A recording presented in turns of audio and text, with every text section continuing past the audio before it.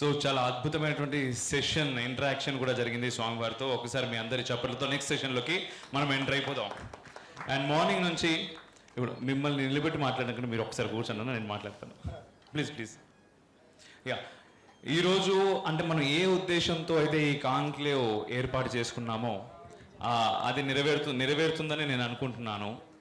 క్షాత్రం అనేటటువంటి ఒక టైటిల్తో మనం వచ్చాము. అసలు క్షాత్రం అంటే ఏంటనే విషయం మనలో చాలా మందికి కొంత తెలిసి కొంత తెలియకున్నటువంటి పరిస్థితి అని నేను అనుకుంటున్నాను. బట్ ఇప్పుడు చాలా క్లారిటీ వస్తుంది మీకు.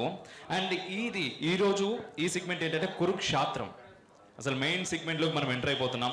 అండ్ మార్నింగ్ మనం స్వాతంత్రంతో స్టార్ట్ చేసాం. ఆ తర్వాత హిందుత్వం, ఆలయం, న్యాయం, భారతీయం అయిపోయింది ఇంతకుముందు స్వామివారితో. ఇప్పుడు కురుక్షేత్రంలోకి మనం ఎంటర్ అవుతున్నాం. కురుక్షేత్రంలో మనతో పాటు పార్టిసిపేట్ చేయడానికి ఈ సెషన్లో మైసూర్ అవధూత దత్తపీఠ ఆస్థాన్ విద్వాన్ and Hindu Dharmakshetram channel founder Shri Santosh Kumar Ghanapati garu ఉన్నారు.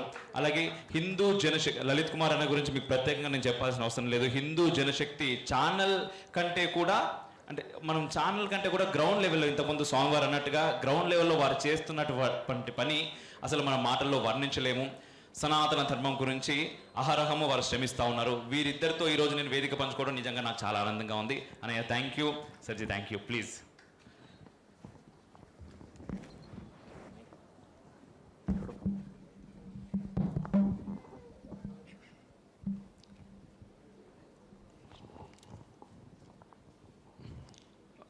ముఖ్యంగా ఇద్దరికి కూడా మరొకసారి ధన్యవాదాలు. ఎందుకంటే ఇప్పుడు లలిత్ కుమార్ అన్నకు కానీ ఇప్పుడు సంతోష్ కుమార్ ఘనపాటి గారికి కానీ ఇద్దరికి విపరీతమైనటువంటి బిజీ స్కెడ్యూల్ ఉన్నప్పటికీ ఇప్పుడు ఈ రోజే వెళ్ళాల్సింది రేపటి షిఫ్ట్ చేసుకున్నారు అన్నయ్య గారు.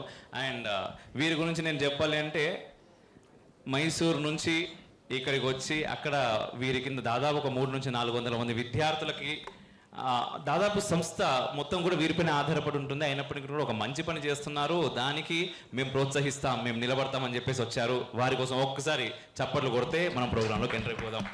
Thank you so much. And Kurukshetram ఈ సెగ్మెంట్. అండ్ ముందుగా మీరు. ఓం శ్రీమన్మహాగణాధిపతయే నమః, శ్రీ మహాసరస్వత్యై నమః, శ్రీ గురుభ్యో నమః. హరి ఓం. ఓం భద్రం కర్ణేభిః శృణుయామదేవా భద్రం పశ్యేమాక్షభిర్యజత్రాః స్థిరైరంగైస్తుష్టువాంసస్తనూభిర్వ్యాశేమ దేవహీతం యదాయుః. ఋగ్వేదంలో ఉన్నటువంటి ఒక అద్భుతమైనటువంటి మంగళ శాసనం కోరుకునేటటువంటి ఒక మంత్రం.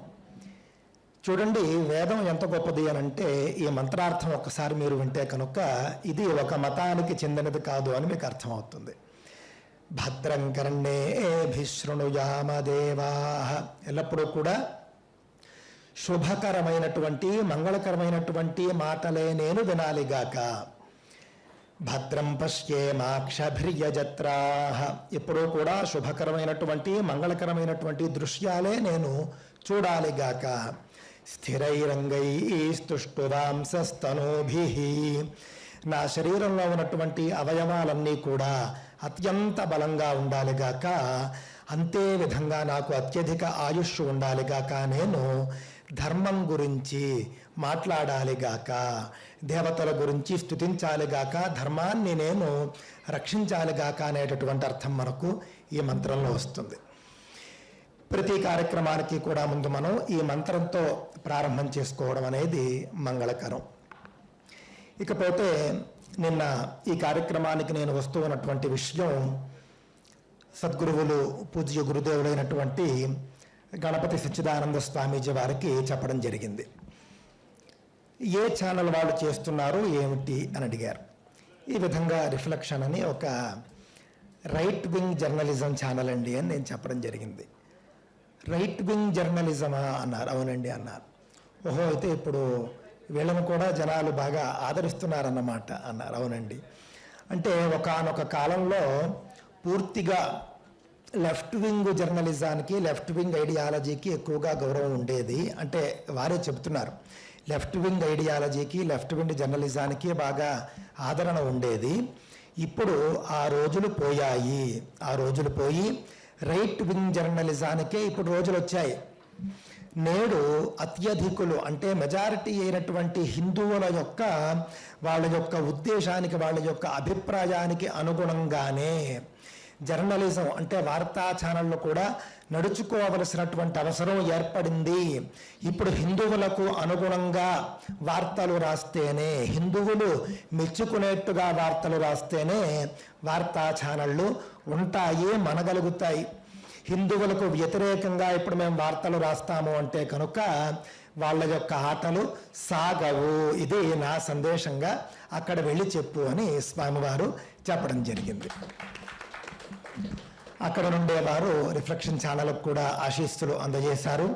ఆ విధంగా పూజ్య గణపతి సచ్చిదానంద స్వామీజీ వారికి సాష్టాంగ నమస్కారాలు చేసుకుంటూ ఇప్పుడు మనం ఈ యొక్క అంశంలోకి వెళ్ళిపోయినట్లయితే కురుక్షేత్రం అని ఈ యొక్క సెషన్కి పేరు పెట్టారు.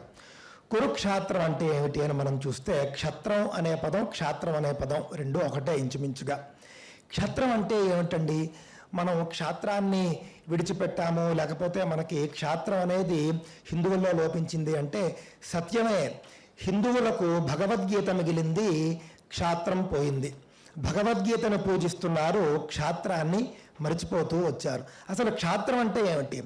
నిన్నెవడైనా వెళ్ళి ఒక కత్తిని పట్టుకుని లేకపోతే ఒక గన్నును పట్టుకుని యుద్ధం చేయమని చెప్పలేదు, దాడులు చేయమని చెప్పలేదు. రఘువంశంలో మనం చూసుకున్నట్లయితే ఒకానొక సందర్భంలో దిలీప మహారాజు అని ఒక మహారాజు ఉంటాడు. ఆయన అడవికి వేటాడడానికి వెళ్ళినప్పుడు ఒక సింహం చేతిలో ఒక ఆవు ఉంటుంది. అంటే ఒక సింహం ఆవుని చంపబోతూ ఉంటుంది, దానికి అదే ఆహారం కాబట్టి.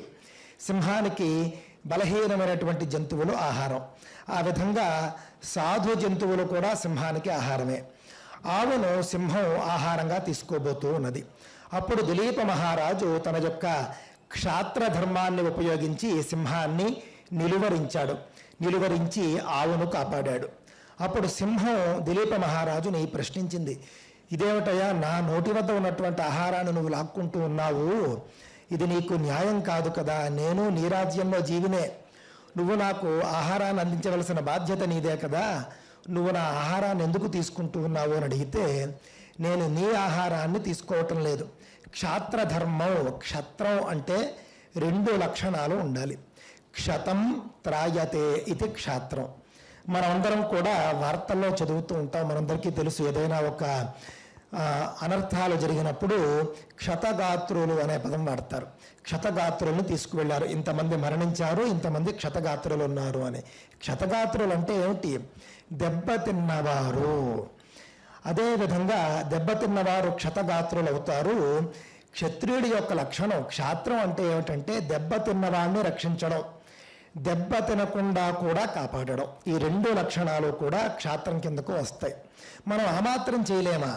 మనం మన కళ్ళ ముందు మన ఆడపిల్లల్ని ఒక ధర్మ వ్యతిరేకి, ఒక ఉగ్రవాది కబళించుకు వెళ్ళిపోతూ ఉంటే ఆ ఆడపిల్ల రేపు అన్యాయం కాబోతోంది అని మనకు అవగాహన ఉన్నప్పుడు మనం రక్షించి, నువ్వు చేస్తూ ఉన్నటువంటిది తప్పమ్మా, ఇది కాదు, ఇంకొకసారి ఆలోచించుకోని మనం చెప్పలేమా? ఒకవేళ మన ఆడపిల్లల్ని కనుక వాళ్ళు బలాత్కారం చేయబోతూ ఉంటే మనం వెళ్ళి రక్షించలేమా? అంటే గాయపడడానికి ముందు మనకు తెలిస్తే కనుక మనం రక్షించాలి. గాయపడిన తరువాత మనం అక్కడ ఉంటే కనుక మనం ఖచ్చితంగా రక్షించాలి. ఈ 2 చేయలేకపోతే కనుక మనలో క్షాత్రం లేనట్టు. భగవద్గీతలో కూడా మనం చూస్తే వాళ్ళ ఒక క్షత్రియుడి యొక్క లక్షణాలు ఏమిటి అని భగవంతుడు చెబుతాడు. క్షత్రియుడు అని అంటే కనుక క్షాత్ర గుణం ఉన్నటువంటి వాళ్ళ యొక్క లక్షణాలు ఎలా ఉండాలి. క్షత్రియులు అంటే అదేదో జాతిపరంగా క్షాత్రత్వం అని మనం భావించినట్లయితే కనుక చాలా తప్పు. శౌర్యం తేజో ధృతిర్దాక్ష్యం అని ఇదంతా కూడా చెప్తూ, శౌర్యము, తేజస్సు, ధృతి, అదేవిధంగా దయ, ముఖ్యంగా 2 లక్షణాలు ఇందులో చెబుతూ ఉన్నాడు. ఎక్కడైతే తప్పు జరుగుతుందో ఆ తప్పు నివారించాలి. ఇది క్షాత్రగుణం ఉన్నటువంటి వాళ్ళ లక్షణం. అదే సమయంలో దయ ఉండాలి. మన వారి పట్ల దయ ఉండాలి. మన అన్న వాళ్ళ పట్ల మనకు దయ ఉండాలి. శత్రువుల పట్ల మనకు ఆ యొక్క క్షాత్రగుణం చూపించగలిగేటటువంటి పోరాట పటిమ ఉండాలి. భగవంతుడి యొక్క ముఖ్య లక్షణం ఏమిటండి? భగవంతుడు అని మన చేత పూజింపబడేటటువంటి వాళ్లకు 2 ముఖ్య లక్షణాలు ఉంటాయి. ఏమిటది అని అంటే కనుక దుష్ట శిక్షణ, శిష్ట రక్షణ. దుష్టులు అంటే ఎవరు? ధర్మ వ్యతిరేకులు. శిష్టులు అంటే ఎవరు? ధర్మ అనుకూలురు.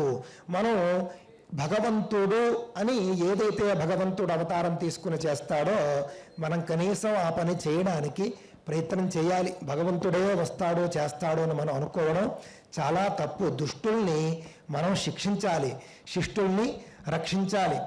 కానీ ప్రజాస్వామ్యం ఇది. పూర్వం రోజుల్లో అయితే కనుక అస్త్రంతో శిక్షించేవారు, పూర్వం రోజుల్లో అయితే కనుక కత్తులు, కటార్లు, ధనుస్సులు ఇవన్నీ ఉండేవి. మరి నేటి రోజుల్లో పరిస్థితి ఏమిటి అని అంటే కనుక నేటి రోజుల్లో మనకు వాక్కే ఆయుధం, నేటి రోజుల్లో మనకు ఓటే ఆయుధం. కనీసం వాక్కుతో మనం ప్రశ్నించలేకపోతే ఇంకెందుకు?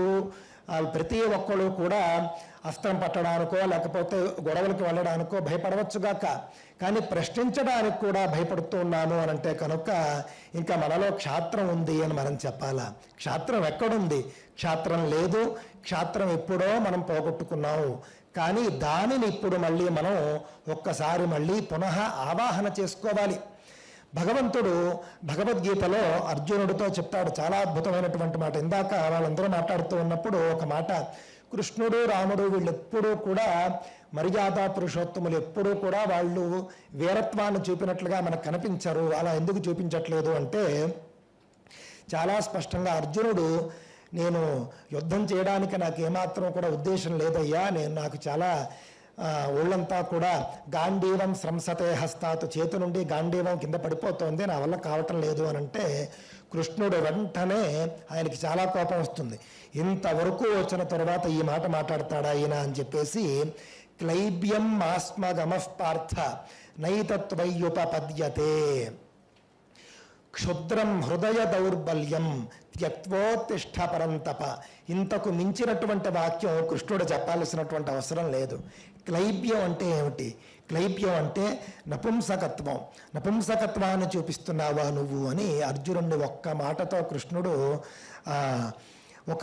ఒక రకంగా పూర్తిగా అతను ఎంత తప్పు చేస్తున్నాడు అనే విషయాన్ని గుర్తు చేశాడు.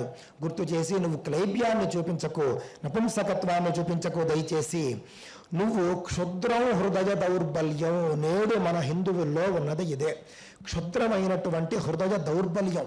క్షుద్రం అంటే ఏమిటి అని అంటే నీచమైనది. నీచమైనటువంటి హృదయ దౌర్బల్యంతో నువ్వు బాధపడుతున్నావయ్యా. నువ్వు ఇప్పుడు ఇక్కడికి వచ్చి యుద్ధం చేయను అని నంగనాచ కబుర్లు చెప్తావా అని కృష్ణుడు అర్జునుణ్ణి ఎత్తి పొడిచాడు. అందుకే ఆ తరువాత అర్జునుల్లో పౌరుషం వచ్చింది, యుద్ధం చేశాడు, కురుక్షేత్ర యుద్ధం గెలిచాడు. అదేవిధంగా నేడు హిందువులు కూడా మనం చూసుకున్నట్లయితే క్షుద్రమైనటువంటి హృదయ దౌర్బల్యంతో ఉన్నారు, నీచమైనటువంటి మానసిక బలహీనతతో ఉన్నారు. కనీసం తోటి హిందువు సమస్యలో ఉంటే హిందువులు వెళ్ళి నేను నీకు అండగా ఉన్నాను అని చెప్పేటటువంటి పరిస్థితి లేదు. హిందువుల ఆడపిల్లలు అన్యాయం అవుతూ ఉంటే వాళ్లకు వెళ్ళి సహాయం చేసేటటువంటి ఆ యొక్క క్షాత్రం మన హిందువుల్లో పోయింది. కనీసం మన కుటుంబంలోనైనా సమస్యలు వచ్చినప్పుడు హిందువులు వెళ్ళి నిలుస్తూ ఉన్నారు. ఇది ఒక్కటే నిలిచింది. కన్న తల్లికో, కన్న తండ్రికో, కట్టుకున్న భార్యకో, కన్న పిల్లలకో సమస్య వచ్చినప్పుడు మాత్రం హిందువులు వెళ్ళి చక్కగా నిలబడుతూ ఉన్నారు. కానీ తోటి హిందువుకు సమస్య వచ్చినప్పుడు మాత్రం ఒక్క హిందువు రావటం లేదు. నాతో చాలామంది చెబుతూ ఉంటారు, ఏమయ్యా నువ్వు చాలా గట్టిగా మాట్లాడుతూ ఉంటావు, నీకు అన్ననాడు రేపు సమస్య వచ్చినప్పుడు ఒక్క హిందువు రాడు, ఎందుకు నీకు ఇవన్నీ చాలామంది మాట్లాడుతూ ఉంటారు. అలాంటి పరిస్థితి నేడు ఉన్నదా లేదా ఒక్కసారి చెప్పండి మీరు. ఎవరైనా గతంలో చాలామంది హిందుత్వవాదుల్ని ఖైదు చేసి జైల్లో పెట్టినప్పుడు మన వాళ్ళెవరూ కూడా రోడ్డెక్కింది లేదు, వాళ్లకు సమర్థింపుగా వాళ్లను విడుదల చేయండి అని పోరాడింది లేదు. కావున క్షాత్రము అనంటే నేటి రోజుల్లో కత్తితో పోరాడనక్కర్లేదు, ధనుస్సుతో పోరాడనక్కర్లేదు, గన్నుతో పోరాడనక్కర్లేదు, కనీసం వాక్కుతో పోరాడండి. కనీసం ఒక మాట సహాయం, వచనే కా దరిద్రత అని పెద్దలు చెప్పినట్లుగా ఒక్క మాట మాట్లాడడంలో మీ దరిద్రం పోయేదే ఉంది, మీకు దరిద్రం వచ్చేదే ఉంది. ఒక హిందూ ధర్మం గురించి పోరాడుతున్నటువంటి వాళ్లకు సహాయంగా ఒక మాట మాట్లాడండి. చేతనైతే వాళ్లకు తోడుగా వెళ్ళండి. ఇంకా చేతనైతే ఆర్థిక సహాయం చేయండి. ఇంకా చేతనైతే మీరు ఏ రంగంలో ఉంటే ఆ రంగంలో వాళ్లకు సహాయం చేయండి. అంతేకాని ఏదో నా కడుపు చల్లగా ఉంటే చాలు అని కనుక ఉన్నట్లయితే భవిష్యత్తు తరాలు మీ కొడుకు, మీ మనముడు, మీ ముని మనముడు వాళ్ళ కడుపు చల్లగా ఉండేటటువంటి అవకాశాన్ని మీరే పోగొట్టిన వారు అవుతారు. ఒకానొక సందర్భంలో నేడు ఎవరెవరైతే ముస్లిములుగా, క్రైస్తవులుగా నేటి సమాజంలో జీవిస్తూ ఉన్నారో వాళ్ళు వచ్చి రకరకాలుగా వాళ్ళ ధర్మానికి అనుగుణంగా, వాళ్ళ మతానికి అనుగుణంగా వాళ్ళు మాట్లాడుతూ రకరకాలుగా వాళ్ళు ముందుకెళ్తూ ఉన్నారో, ఉద్యమాలు చేస్తూ ఉన్నారో, ఇంకా ఎక్స్ట్రీమ్గా మాట్లాడుతూ ఉన్నారో వాళ్ళంతా భారతదేశంలో ఒకప్పుడు హిందువులే. ఒకప్పుడు హిందువులుగా ఉన్నటువంటి వాళ్ళంతా కూడా బలవంతంగా మతం మార్చబడ్డారు. ఇళ్లలో ఉన్నటువంటి మగవాళ్లను చంపి ఆడవాళ్లను తీసుకుని వెళ్ళి బలవంతంగా పెళ్లిళ్ళు చేసుకున్నారు. చేసుకున్న తర్వాత వాళ్లకు పుట్టినటువంటి సంతానమే నేడు ఉన్నటువంటి ఆయా మతస్థులు. మన ఆడవాళ్లను వాళ్ళు తీసుకువెళ్ళకపోయి ఉంటే వాళ్ళ జాతి మన దేశంలో నేడు లేనే లేదు. వాళ్ళ జాతిని ఉద్ధరించింది కూడా మన ఆడవాళ్లే అనే విషయాన్ని దృష్టిలో పెట్టుకోండి. నాడు అంత కష్టపడి మన యొక్క ధర్మాన్ని రక్షించడానికి కృషి చేసి వాళ్ళ చేతిలో చనిపోయినటువంటి మగవారి భార్యలు, ఆడబిడ్డలు నేడు వాళ్ళ ఇళ్లల్లోనే ఉన్నారు. ఆ విషయం వాళ్లకు తెలియక, మా పూర్వీకులంతా కూడా హిందువులే అన్న విషయం వాళ్లకు తెలియక నేడు హిందువుల మీద వాళ్ళు వాగ్దాడి కావచ్చు, లేకపోతే ఇతర దాడులు కావచ్చు చేస్తూ ఉన్నారు. మేమే ఇక్కడ ప్రథమ పౌరులం, మీరు ద్వితీయ పౌరులు అని వాళ్ళు చెబుతూ ఉన్నారు. మనం కూడా చప్పట్లు కొట్టి మతాలన్నీ సమానమే, వాళ్ళందరూ సహోదరులే అని మనం అంటూ ఉన్నాం. సహోదరులే. మనతో గౌరవంగా ఉన్నంత కాలం అందరూ సహోదరులే. మనతో చక్కగా ఉన్నంత కాలం అందరూ సహోదరులే. ఎప్పుడైతే తేడా వస్తుందో అప్పుడు సహోదరులు ఎందుకు అవుతారు? మనం ఏం చేయాలో అది చేయవలసినటువంటి అవసరం ఉన్నది. దయచేసి క్షుద్రమైనటువంటి హృదయ దౌర్బల్యాన్ని హిందువులు కలిగి ఉండవద్దు. నీచమైనటువంటి మానసిక బలహీనతల్ని హిందువులు కలిగి ఉండవద్దు. దయచేసి మానసికంగానైనా బలంగా ఉండండి. బలంగా ఉండి తోటి హిందువులకు సపోర్టుగా వెళ్ళండి. తోటి హిందువుల సమస్యలు మీ సమస్యలుగా మీరు చూడండి. మీ రంగంలో మీరు ఉన్నత స్థితిలో ఉంటే కనుక ఆ రంగంలోనే వాళ్లకు చేతనైన సహాయం అందరూ కూడా చేయండి. కనీసం హిందువుగా చెప్పుకోవడానికి కూడా భయపడేటటువంటి రోజుల నుండి నేను హిందువును అని చెప్పుకోగలిగినటువంటి స్థితికి వచ్చాం. అభివృద్ధి లేకపోలేదు. నేను హిందువును అని ఇప్పుడు చెప్పుకుంటూ ఉన్నాం. కానీ అక్కడితో ఆగిపోకూడదు. నేను హిందువుని అని మనం చెప్పుకుంటే సరిపోదు, మన తోటి హిందువులు కూడా చెప్పుకోవాలి. ఒకానొక సందర్భంలో నాకు బాగా గుర్తు, నేను ముస్లింని అని వాళ్ళు చెప్పుకోగలిగేవారు, నేను క్రైస్తవుని అని వాళ్ళు చెప్పుకోగలిగేవారు. కానీ మన హిందువులు నేను హిందువుని అని చెప్పుకోలేకపోయినటువంటి దుస్థితిలో ఉండేవారు ఒకప్పుడు. కానీ ఇప్పుడు ఆ పరిస్థితి నుండి బయటపడ్డారు. నేను హిందువుని అని గర్వంగా చెప్పుకోగలుగుతూ ఉన్నారు. అందుకే మనం నేడు ఇక్కడ ఈ విధమైనటువంటి కాన్క్లేవ్ చేసుకోగలుగుతూ ఉన్నాం. మీరందరూ రాగలిగారు, మేము మాట్లాడగలుగుతూ ఉన్నాం. కావున అక్కడే ఆగిపోవద్దు. ఇంకా కూడా ముందుకు రావాలి. మనం క్షత్రం అనేటటువంటిది అంటే మన హిందువు ఎక్కడైనా దెబ్బతిన్నాడా వెళ్ళండి, తోడు ఉండండి, రక్షించే ప్రయత్నం చేయండి. మన హిందువు దెబ్బ తినబోతూ ఉన్నాడు అని మీకు ముందే తెలిసిందా, వెళ్ళండి, తోడు ఉండండి, దెబ్బ తినకుండా కాపాడండి. ఈ రెండు లక్షణాలే క్షాత్రము అనంటే. ఈ రెండు లక్షణాలు కనుక మనకు లేకపోతే మన తోటి హిందువు దెబ్బ తిన్నాడు అని తెలిసి కూడా మీరు పట్టించుకోకుండా వెళ్ళిపోయారు అని అంటే ఇందాక కృష్ణుడు చెప్పాడు చూసారా, ఆ లక్షణాలు ఉన్నట్టే. అదేవిధంగా తోటి హిందువుకి సమస్య రాబోతూ ఉన్నది అని మీకు ముందే తెలిసినప్పటికీ కూడా మీరు ఏమాత్రమో సహాయం చేయకుండా మీ పని మీరు చేసుకున్నారా, మీకు ఆ లక్షణాలు ఉన్నట్టే. అందువల్ల అందరూ కూడా క్షాత్రాన్ని చూపిద్దాము. తరువాతి అంశంలోకి మళ్ళీ మనందరికీ తెలుసు, రుద్రాధ్యాయము అని మనం చెప్పుకుంటాం.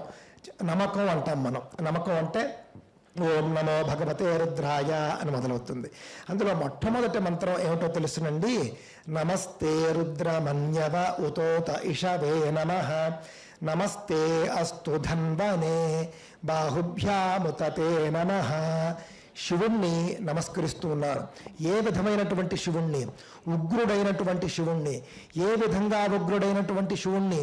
నమస్తే అస్తు ధన్మనే, చేతిలో ధనుస్సు ఉన్నటువంటి శివుడా నీకు నమస్కారము అని మనం మొట్టమొదటి మంత్రంలోనే చెప్పుకుంటూ ఉన్నాం. శివుడి చేతిలో ధనుస్సు ఉంది అనే మనం రుద్రాధ్యాయాన్ని ప్రారంభిస్తూ ఉన్నాం. విష్ణు సహస్రంలో చిట్ట చివరి శ్లోకం ఏమిటి? విష్ణు సహస్రంలో చిట్ట చివరి శ్లోకం కనుక మనం ఒక్కసారి చూసినట్లయితే, వనమాలి గదీశారంగి శంఖీ చక్రీ చనందకి శ్రీమాన్ నారాయణో విష్ణు వాసుదేవో భిరక్షతు. దాని ముందు ఇంకో శ్లోకం ఉంది. దాని ముందు శ్లోకం ఏమిటండి? శారంగధన్వా గదాధర అని ఒక వాక్యం వస్తుంది. ఆ వాక్యంలో 2 నామాలు, శారంగధన్వా గదాధర. శారంగము అనే ధనుస్సును చేతిలో కలిగి ఉంటాడు మహావిష్ణువు. ఇంకో చేతిలో గద ఉంటుంది. శివుడైనా ధనుస్సు మాత్రమే పట్టుకున్నాడు, ఈయన 2 పట్టుకున్నాడు. ఈ చేతిలో ధనుస్సు, ఈ చేతిలో గద. ఆ విధంగా ఇట్నుంచి వస్తే ఇటు వేసేస్తాడు, ఇట్నుంచి వస్తే ఇటు వేసేస్తాడు. ఆ విధంగా మన దేవుళ్ళు ఎప్పుడూ కూడా హృదయ దౌర్బల్యంతో లేరు. ఎక్కడ అధర్మం వస్తే అక్కడ వాళ్ళు అస్త్రాలను ఉపయోగిస్తూనే వచ్చారు. అదేవిధంగా మీరు అమ్మవారిని చూడండి. ఇంకా సరే శివుడి గురించి చెప్పుకున్నాము, అదేవిధంగా మహావిష్ణువు గురించి కూడా చెప్పుకున్నాం.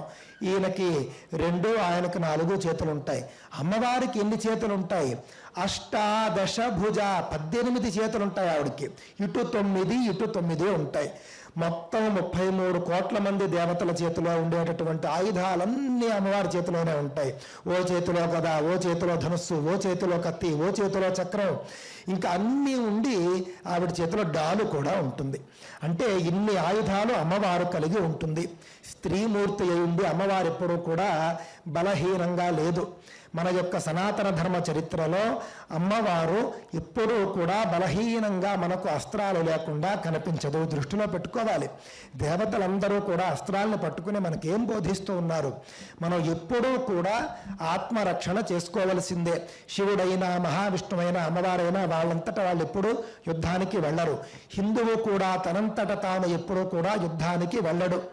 కానీ వాళ్ళ ముగ్గురు యుద్ధానికి ఎవరైనా వచ్చారనుకోండి, వీళ్ళు విడిచిపెట్టరు. వాళ్ళను సంహరించాల్సిందే, వీళ్ళు గెలవాల్సిందే. ఆ లక్షణాన్ని మనం కనీసం అడాప్ట్ చేసుకోవాలి. మనం ముందు యుద్ధం చేయం. మనం ఎప్పుడూ ఎవరిని కూడా మనం ఇబ్బంది పెట్టం. మనం సాత్విక స్వభావంతో ఉంటాం. కానీ మన మీదకు ఒకడు దాడి చేయడానికి వచ్చినప్పుడు, మన ధర్మం మీద ఒకడు దాడి చేస్తూ ఉన్నప్పుడు కూడా మనం ఆత్మరక్షణ అంటే ధర్మరక్షణ. మన ధర్మాన్ని మనం రక్షించుకోవడానికి 4 మాటలు మాట్లాడలేదు, 4 కార్యక్రమాలు చేసుకోలేదు, నలుగురికి తోడు వెళ్ళలేదు అనంటే కనుక అంతకు మించినటువంటి నీచమైన హృదయ దౌర్బల్యం ఇంకొకటి లేదు అని కృష్ణ పరమాత్మ చెప్పిన విషయాన్ని మనం దృష్టిలో పెట్టుకోవాలి. ఖచ్చితంగా గురుగారు, thank you so much. And ఇంతకుముందు గురువుగారు చెప్పినట్టే, అంటే ఒక సాధారణ హిందువు పరిస్థితి, కురుక్షేత్రంలో అర్జునుడు ఎటువంటి మానసిక స్థితితో ఉన్నాడో, ఇప్పుడు ఈ సెక్యులరిజం కానివ్వండి లేదా వాట్ ఎవర్ అనేక ఆంక్షల మధ్యలో ఒక హిందువు కూడా అటువంటి స్థితిలోనే ఉన్నట్టుగా అనిపిస్తుంది.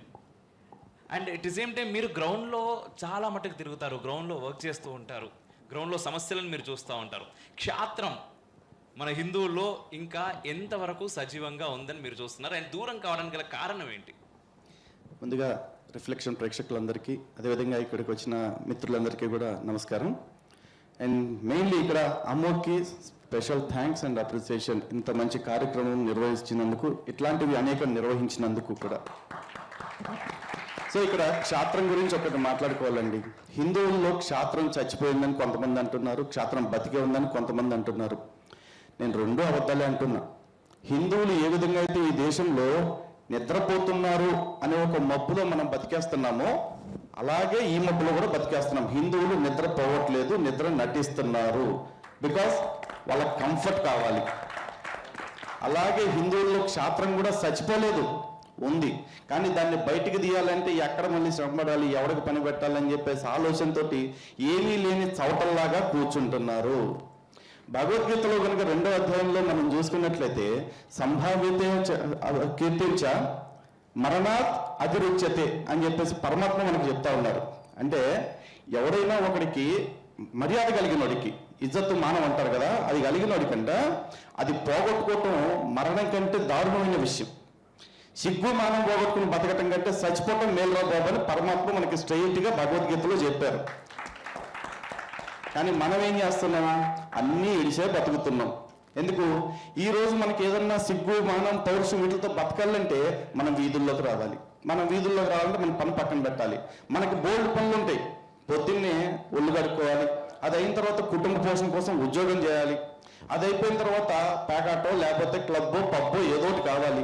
మన సుఖాలు మన ఆలోచనలు ఏవి మనం పక్కన పెట్టలేం. కానీ మనకేం కావాలి? దేశ రక్షణ కావాలి, ధర్మరక్షణ కావాలి. కానీ ఇంకెవరో చెయ్యాలి, మనం చెయ్యం. ఇది ప్రస్తుతం మన దగ్గర మిగిలిన క్షాత్రం అన్నమాట. నిజానికి మరి పోయి శాంతం క్షాత్రం లేకుండా వీళ్ళందరూ పౌరుషం లేకుండా ఇట్టాగే బతుకుతున్నారంటే ఒక్కొక్కడికి పౌరుషం ఎట్లా ఉంటుందంటే పెళ్ళాన్ని పులిహార చేయమంటే సరిగ్గా చేయకపోతే ప్లేట్ని గాల్లోకి ఇసిరిగొట్టే అంత పౌరుషం ఉంటుంది. మామూలు పౌరుషం కాదు. కానీ ఈ పౌరుషం రోడ్డు మీద ఎవడైనా మ్యాక్ గడ్డం వేసుకుని నెత్తిన టోపీ పెట్టుకుని బండితో గుద్దితేనో లేకపోతే ఏదన్నా గొడవ పెట్టుకుంటేనో వాడి దగ్గర మాత్రం అహువో భయ్యా అంటాడు. మరి ఆడెట్ట భయ్యా అయ్యాడు? ఈడు అమ్మ ఆడి బాబు దగ్గరికి పోయిందా, ఆడి బాబు ఈడు అమ్మ దగ్గరికి వచ్చాడా? లేదు. కానీ ఆ క్షాత్రం ఎక్కడ చూపిస్తారంటే కొంపలో పెళ్ళాల దగ్గర. ఎందుకు? వాళ్ళు ఏం మాట్లాడరు కదా. మళ్ళీ ఇట్లాంటి క్షాత్రం ఇంకెవరి దగ్గర చూపిస్తారంటే పొరపాటున ఎప్పుడైనా గుడికి వెళ్తే జనరల్గా మనం గుడికి పోం, బయట నుంచి ఫ్లయింగ్ కిస్లు వేస్తాం దేవుడికి కూడా. పొరపాటున ఎప్పుడుకన్నా గుడికి పోతే ఆ గుడిలో మనకంటే క్యూ లైన్లో ముందున్నోడు లేదా మనకంటే వెనకున్నోడు ఒక్కరిని దాటుకుని ముందుకెళ్తుంటే యాడికి పోతున్నావురా అని అడుగుతాం. అదే మన కడుపు కొడుతున్న ఒక మరకనో ఒక గొర్రెను క్వశ్చన్ చేసే దమ్ము మనలో ఎవరికన్నా ఉంటుందా? ఉండదు. ఇక్కడ అయిపోతుంది మన క్షాత్రం. ఇంతకీ క్షాత్రం అంటే ఏంటి ఒకసారి చూసుకుందాం. ఎందుకంటే వీళ్ళందరూ మరి ఇంట్లో చూపించేది బయట చూపించేది క్షాత్రం అని ఎందుకు అనాల్సి వస్తుంది? ఇందాక చెప్పారు కదా, క్షతాత్రాయితే ఇది క్షాత్రం. కష్టాల్లో ఉన్నవాడిని లేదా గాయాల పాలైన వాడిని కాపాడటము, ప్రాణాపాయంలో ఉన్నవాడిని కాపాడటం కూడా క్షత్రియ లక్షణమే. మరి ఈ క్షత్రియ లక్షణాలని ప్రతి ఒక్కడికి ఉన్నాయిగా. ఎవడో ఉంటాడు, వాడి పెళ్ళాన్ని ఎవడో వచ్చి చేయబట్టుకుంటుంటే వాడు ఊరుకుంటాడా? లేదుగా. లేదు. వాడు ఆస్తిలోకి ఎవడన్నా ఒకడు వచ్చి ఒక అడుగు ముందుకు జరిపి గోడ కట్టుకుంటే ఆడు ఆగుతాడా? కోర్టు, పైకోర్టు, హైకోర్టు, సుప్రీంకోర్టు, అవసరం అయితే అవకాశం లేకగానే అంతర్జాతీయ న్యాయస్థానానికి కూడా వెళ్తాడు. అవి ఏమీ అవ్వకపోతే అవసరమైతే సుపారీ ఇచ్చి మనుషులను పెట్టి అవతలని చంపించాలని కూడా ప్రయత్నం చేస్తాడు. ఈ ఆస్తి కోసం వీడు అంత తాపత్రయపడుతున్నాడు. తప్పులేదు, ఎందుకంటే అది వాడికి వారసత్వంగా వచ్చింది కాబట్టి. మరి అదే వారసత్వంగా మనకి ధర్మం కూడా వచ్చిందిగా. ఈ ధర్మాన్ని ఎవరు కాపాడతాడు? మరి అదే వారసత్వంగా ఈ దేశాన్ని కూడా మనకి ఇచ్చారు కదా. ఎందుకు ఇచ్చారు? ఎవరు ఇచ్చారు? ఊరికే ఉద్దరలో ఇచ్చారా మనకేమన్నా? లక్షల మంది ప్రాణాలు పణంగా పెట్టి వాళ్ళ రక్తాన్ని ధారబోసి వాళ్ళ తిండి నిద్ర సుఖం అన్నీ మన కోసం ధారబోసి మనకి ఈ దేశాన్ని అప్పచెప్పారు. మనం ఏం చేస్తాం? కూర్చుని పొద్దున్నే ఆఫీస్ పనులు, పొద్దుగూకాక క్రికెట్ మ్యాచ్లు, అది కూడా అయిపోయిన తర్వాత బార్లు, పబ్బులు, తబ్బులు, ఇవే అన్ని. జీవితం అంతా తప్పులే చేస్తా బతుకుతాం మనం. మళ్ళీ ఏమంటాం? ఈ దేశాన్ని అంత ఆషామాషి కాదండి బాగు చేయటం, మన దగ్గర చాలా జాడ్యాలు ఉన్నాయని చెప్పి అంటాడు. మీరు ప్రపంచంలో ఏ దేశానికైనా వెళ్ళండి, ఆఖరికి అమెరికా లాంటి దేశం మీరు చూసుకుంటే అమెరికా అనేది అతిపెద్ద వలస దేశం. ఇప్పుడున్న అమెరికన్స్ ఎవరు కూడా నేటివ్ అమెరికన్స్ కాదు, అందరూ అక్కడి నుంచి ఇక్కడ గురించి వచ్చి తెస్తేసుకుని బతుకుతున్నోళ్ళే. అలాంటి అమెరికా వాడి దగ్గరికి వెళ్ళి నీ దేశం ఎంత గొప్పదో తెలుసా అంటే, అబ్బో మా దేశం చాలా తూపండి అంటాడు. మన దగ్గరకు వచ్చి ఎవడైనా కర్మగాలి భారతదేశ వైభవం నీకు తెలుసా అన్నాడు అనుకోండి, బొంగులోని మా భారతదేశం మొత్తం కొలగచ్చితో కొట్టుకు చేస్తుంది తప్ప మాకేం మంచి ఉందంటాడు. వీడికి ఏమీ తెలియదు భారతదేశం గురించి. వీడికి ఎవడో ఎర్ర కుక్క అందించిన పీడిఎఫ్లు ఉంటాయి, ఆ పీడిఎఫ్లు పట్టుకుని ఇదే అని చెప్పేసి బతికేస్తూ ఉంటాడు. ఆ బతుకు వల్ల మన బతుకు ఎంత దౌర్భాగ్యపు స్థితికి వచ్చేసిందంటే, ఈ రోజున హిందువులే చూసుకుందాం. భారతదేశంలో మనకి టైర్ పంచర్ అయిందంటే బషీర్ కావాలి, ఏసీ రిపేర్ వచ్చిందంటే నజీర్ కావాలి, ఓలా క్యాబ్ కావాలంటే వజీర్ కావాలి. మనం మాత్రం జీ హుజూర్ అంటూ అలా కాళ్ళ బతకాలి. ఇది మన బతుకు. ఇంత బానిసత్వాన్ని మన బుర్రలకు ఎక్కించింది ఎవరు? ఇది ఇక్కడ మొదలైంది కాదండి, స్కూల్ లెవెల్లో మొదలవుతుంది. చిన్నప్పుడు ఎవరన్నా ప్రతిజ్ఞ విన్నారా? ఎంతమంది విన్నారు? ఒకసారి చేయొద్దండి సరదాగా. అంతే. ఆ ప్రతిజ్ఞ మొత్తం కూడా మనకి ఎట్లా ఉంటుందో తెలుసండి, చాలా కంఫర్టబుల్ జోన్లో బతకండ్రా బాబు, మీకు ఎంతకంటే జీవితం ఏం లేదని చెప్పేసి చెప్తారు. భారతదేశం నా మాతృభూమి, భారతీయులందరూ నా సహోదరులు, నేను నా దేశాన్ని ప్రేమిస్తున్నాను, సుసంపన్నమైన బహువిధమైన నా దేశ వారసత్వం పట్ల నేను గౌరవిస్తున్నాను, నేను అందరితో మర్యాదగా నడుచుకుంటాను, తల్లిదండ్రులను, గురువులను, ఉపాధ్యాయులను గౌరవిస్తాను. ఇదేనా? నా వారసత్వ సంపదను చూసి గర్వించడం కాదు, ఆ గర్వంగా నాకు గర్వకారణమైన దాన్ని నేను రక్షించుకోవటం కోసం కూడా బతకాలని చెప్పాలిగా. ఎందుకు చెప్పలే ఒక్కడ కూడా మనకి? అవతల 2 మతాల వాళ్ళకి పొద్దున్నుంచి పొద్దుపోయేదాకా ప్రతిరోజు 5 సార్లు చెప్తానే ఉన్నారు, అరే నీ దేవుడు తప్ప ఎవడో తోపు కాదు, నీ మతం తప్ప ఏది ఉండటానికి వీల్లేదు అని చెప్పేసి. అలాంటి వాళ్ళని తట్టుకొని బతకాల్సిన మనం మాత్రం ఈ ముండమోటు ఈ మాటలు వింటూ బతుకుతున్నాం, నేర్చుకుంటున్నాం. ఇంకెప్పుడు బాగుపడతాం? స్వతహాగా మనకి కూడా వాళ్ళ గ్రంథంలో చెప్పిన దానికంటే బాధ్యతాయుతమైన మాటలు చెప్పారండి. ఇదే భగవద్గీతలో శ్రీకృష్ణ పరమాత్మ ఒక మాట చెప్పారు. ఎందుకు పదే పదే భగవద్గీత కోట్ చేస్తున్నానంటే, ఇందాక స్వామివారు చెప్పారు, ప్రస్తుతానికి మనకి క్షాత్రం మిగల, గీత మాత్రమే మిగిలింది. కాబట్టి ఆ గీతలో నుంచైనా సరే మళ్ళీ నేర్చుకుందామని చెప్పేసి చెప్తున్నాను. భగవద్గీత 2వ అధ్యాయంలోనే అత చేత్వమిదం ధర్మ్యం సంగ్రామం న కరిష్యసి. ఈ మాట ఎంతమంది విన్నారు? ఈ శ్లోకాన్ని ఎంతమంది విన్నారు కదా? తత కీర్తించ స్వధర్మ తత కీర్తించ హిత్వా పాపం అవాప్యసి అని చెప్పేసి చెప్తున్నారు. అంటే నీకు ఈ ధర్మయుద్ధం ఏదైతే ఉందో అది నీ మీద ఖచ్చితంగా విధిగా విధించబడింది, కాబట్టి నువ్వు యుద్ధాన్ని చెయ్యి అర్జున అని చెప్పేసి చెప్పాడు ఆయనకి. చెప్తూ మనకేం చెప్తున్నారు? ఎప్పుడైతే నువ్వు ఈ యుద్ధాన్ని మానేస్తావో అప్పుడు నువ్వు అన్నింటికంటే పెద్ద పాపాన్ని మూటగట్టుకుంటున్నావు, అసలైన అపకీర్తిని పొందుతున్నావు. నువ్వు సంపాదించుకున్న కీర్తిని, అప్పటిదాకా నువ్వు ఏదైతే సంపాదించుకుని ఉంటావో దాన్ని మొత్తాన్ని కూడా పోగొట్టుకుంటున్నావు. కాబట్టి మూసుకుని ధర్మయుద్ధం చేయి, ధర్మం కోసం యుద్ధం చేయని చెప్పేసి చెప్తున్నారు. మరి మనలో ఎంతమందికి అసలు ధర్మం కోసం యుద్ధం చేయటం పక్కన పెట్టండి, క్షాత్రం పక్కన పెట్టండి, ధర్మం గురించి శాస్త్రం ఏం చెప్తుందో ఐడియా ఉందా కొంతమందికైనా? అందరికీ బాగా తెలిసిన కోట్ ఒకటి ఉంది, ధర్మో రక్షిత రక్షిత. ధర్మాన్ని మనం రక్షిస్తే ఆ ధర్మం మనని రక్షిస్తుంది. మరి ఆ ధర్మం అంటే ఏంటి అని అడిగితే, ఆ ధర్మానికి ఉండే 10 లక్షణాల్లో, ధర్మం గురించి 10 లక్షణాలు ఉపనిషత్తే చెప్తుంది. ధృతి క్షమ ధమోస్తేయం శౌచం ఇంద్రియ నిగ్రహం ధీర్విద్య సత్యమక్రోధో దశకం ధర్మ లక్షణం అని చెప్పేసి. అందులో మొట్టమొదటి ఏం చెప్పారండి? ధృతి అంటే ధైర్యము. ధర్మానికి ఉన్న 10 లక్షణాల్లో మొట్టమొదటి లక్షణం ధైర్యము. మరి ఆ ధైర్యం ఈ రోజున ఎంతమంది హిందువులకు ఉంది? ఆ ధైర్యాన్ని ఎంతమంది హిందువులు తమ పిల్లలకి నేర్పిస్తున్నారు? మొదటగా ఎందుకంటే ఈరోజు ఒక రోడ్డు మీదకి ఒక టోపీ పెట్టుకుని వస్తాడు, ఆడిది కాని ఆస్తి, ఆడిది కాని దేశంలో వాడు కాళ్ళు రగరేసుకుని తిరుగుతున్నాడు. దేశం మొత్తానికి బండి మీద హెల్మెట్ పెట్టుకుని తిరగటం రూల్ అయితే ఆడు బొక్కల టోపీ పెట్టుకుని తిరుగుతాడు అని అడిగేవాడు కూడా లేడు ఈ రోజున దేశంలో. వాడికి ఆ ధైర్యం ఎక్కడి నుంచి వచ్చింది అంటే, ఈ దేశపు రూల్స్ని తొంగలో తొక్కా నిన్నెవడు అడిగేది, అడిగితే మోకదాడులు చేద్దాం, లేకపోతే రాళ్ళవరం అనేది ఒకటి వస్తుంది, అప్పుడు చూసుకుందాం అని చెప్పి చెప్తున్నారు. మనకి ఈ దేశంలో మళ్ళీ చెప్తున్నా, చాలాసార్లు చెప్పా, చాలా వేదికల మీద చెప్పా, ఈ వేదిక మీద కూడా చెప్తున్నా, ఈ దేశంలో వ్యవస్థల్ని గౌరవించిన, చట్టాన్ని పాటించిన, న్యాయాన్ని గౌరవించిన అది ఒక్క హిందువులు మాత్రమే చేస్తున్నారండి. ఒక్క హిందువులు మాత్రమే చేస్తున్నారు. మిగతా మతాల వాళ్ళందరూ చూడండి, ప్రతిసారి ఇలా మిగతా మతాలు అంటే కూడా చిరాగ్గా ఉందండి నాకు. మతాల గురించి కూడా కాదు నేను చెప్తున్నా, ఈ రోజున హిందువులకి ధైర్యం కావాలి, క్షాత్రం పెరగాలి. ఇది పెరగాలి అంటే కత్తులు పట్టుకుని యుద్ధం చేయటానికి కాదు, కానీ గుర్తు పెట్టుకోండి, కత్తి పట్టుకోవాల్సి వస్తే పట్టుకోవటానికి సిద్ధపడే అంత క్షాత్రం కూడా కావాలి. ఎందుకంటే ఈరోజు మన శత్రువులు ఎవరు అంటే, చాలామంది క్రైస్తవులు ముస్లింలు అంటారు. కాదండి, వాళ్ళు కూడా శత్రువులు.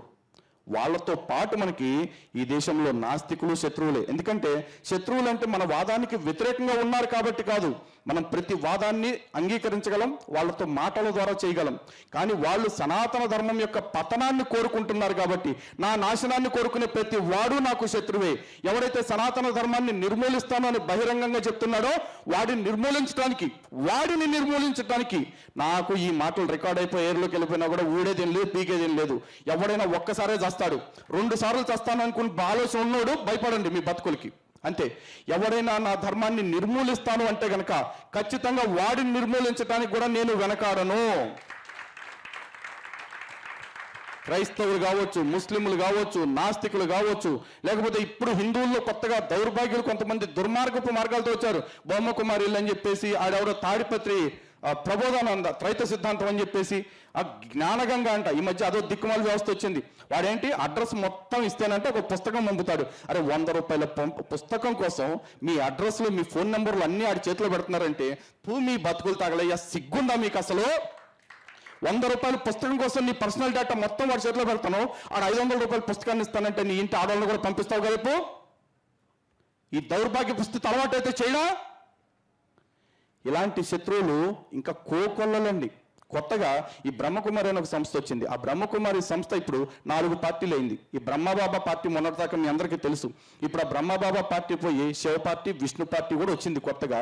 వీళ్ళిద్దరికీ తోడుగా ఇప్పుడు దుర్గా బహన్ అని చెప్పేసి ఇంకొకటి దుర్గా పార్టీ అని వచ్చేసింది, అమ్మవారి పార్టీ అట. అంటే కర్మ ఏంటంటే నాకు అర్థం కాంది, మన దేవుళ్ళే ఇట్లా వచ్చేస్తున్నారు ఎందుకు? మన దేవుళ్ళేమో అబద్ధమనో పక్కన ప్రచారం చేస్తూ ఉంటారు కొంతమంది దౌర్భాగ్య మతాల వాళ్ళు. మరి వీళ్ళందరూ వచ్చేసి మేమే దేవుళ్ళు, మా మీదకి దేవుడు వస్తున్నాడు అంటే వీడికి ఏంటి ఆ స్పెషల్ కేటగిరీ స్టేటస్? వీడేమన్నా పోరాటం చేశాడా? కేంద్ర ప్రభుత్వం వీడికి ఏమన్నా గ్రాంట్ ఇచ్చిందా? ఏమీ లేదు. హిందువులు ఎగిరెళ్ళాన్ని తన్నట్లేదు కాబట్టి పక్క మతాల్లో తంటం మానేసాం, ఓకే కానివ్వండి.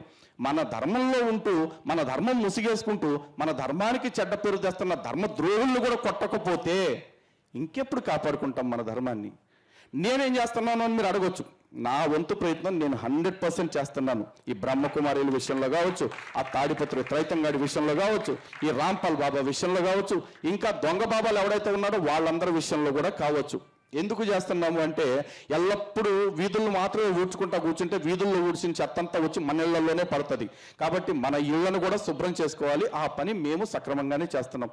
ఇందులో కావాల్సింది మీ అందరి భాగస్వామ్యం, మీరు కూడా చేయాలి. ప్రతి ఒక్కళ్ళు ఒక్కొక్క హీరోనే. ఇక్కడ ఇందాక సోదరు చెప్పారు, ప్రతి ఒక్కళ్ళు ఒక్కొక్క కత్తి పట్టని శివాజీ అని చెప్పేసి.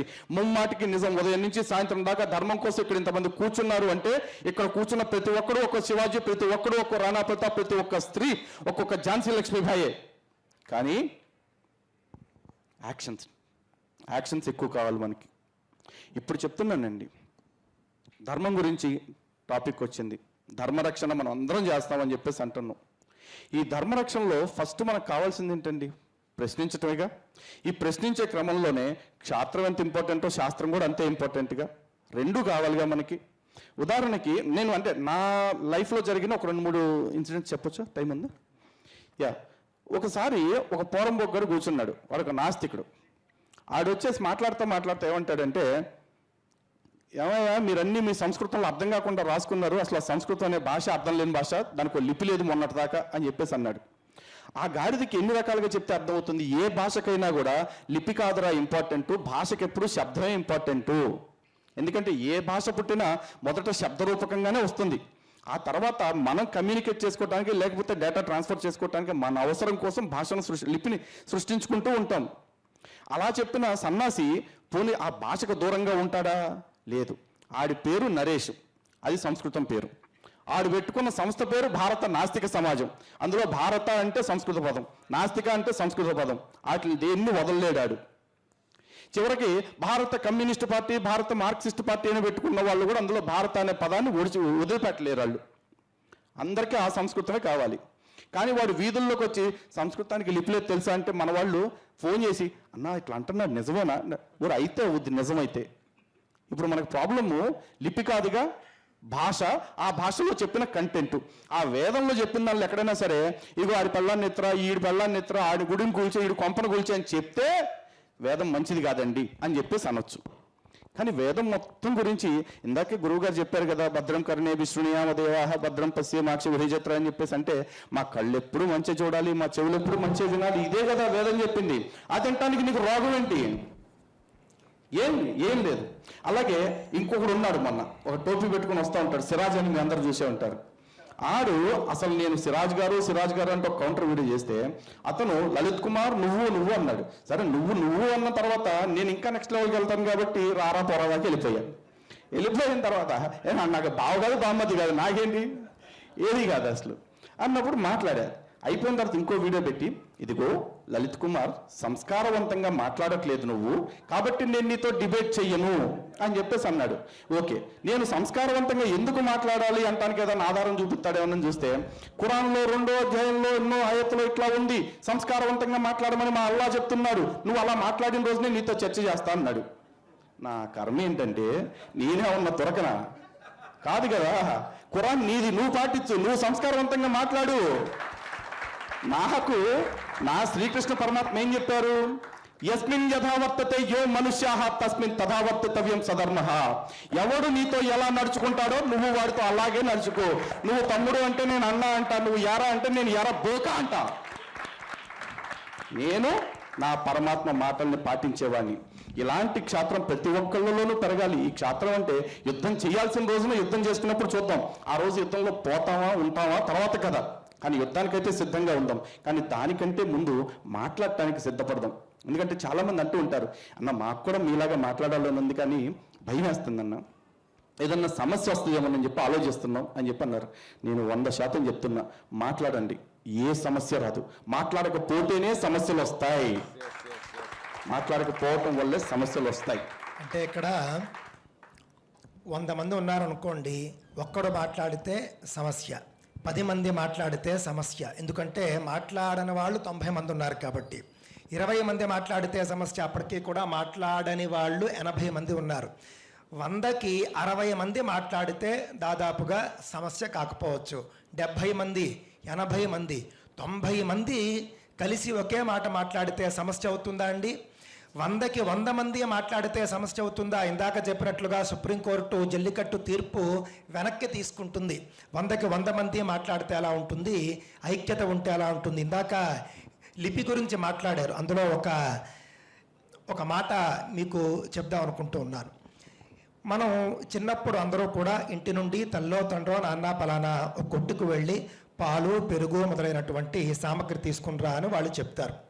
చెప్పినప్పుడు మనం ఏం చేస్తాం, కాస్త బుద్ధి బాగున్నవాడు అనుకోండి, అమ్మ చెప్పినటువంటి ఆ 3-4 అంశాలు గుర్తు పెట్టుకుని వెళ్ళి తెచ్చేస్తాడు. బుద్ధి కాస్త తక్కువగా ఉన్నాడు అనుకోండి, అప్పుడు అమ్మ చెప్పినటువంటిది ఒక పత్రం మీద రాసుకుని వెళ్ళి తీసుకుని వస్తాడు. నిజానికి రాత అనేది ఎవరికి అవసరమైంది?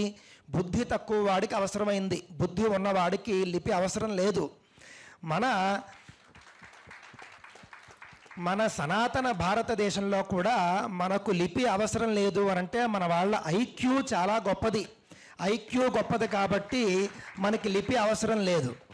నువ్వు ఒక 100 మంత్రాలు చెప్తే 100 మంత్రాలు 10 రోజుల పాటు నీ దగ్గర నేను నేర్చుకుని కంఠస్థం చేసి నేను నీకు అప్పచెప్పేస్తాను. పుస్తకం ఎందుకు, పేపర్ ఎందుకు?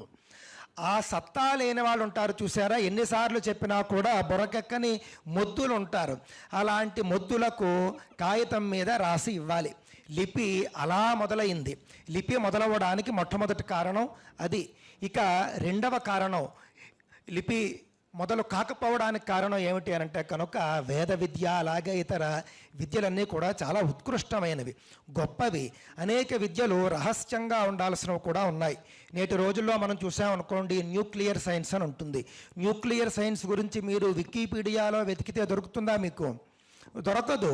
యోగ్యుడికి దానికి సంబంధించినటువంటి టీచర్ ఎవరైతే ఉంటారో అన్ని లైసెన్సులు తీసుకున్న తర్వాత ఆ స్టూడెంట్కి రహస్యంగా బోధిస్తాడు. నాకు తెలిసి వాళ్లకు లిఖితపూర్వకంగా ఇస్తారో లేదో నాకైతే తెలియదు. మోస్ట్లీ ఇవ్వకపోవచ్చు, ఇచ్చినా కూడా దానికి చాలా తతంగా ఉండవచ్చు.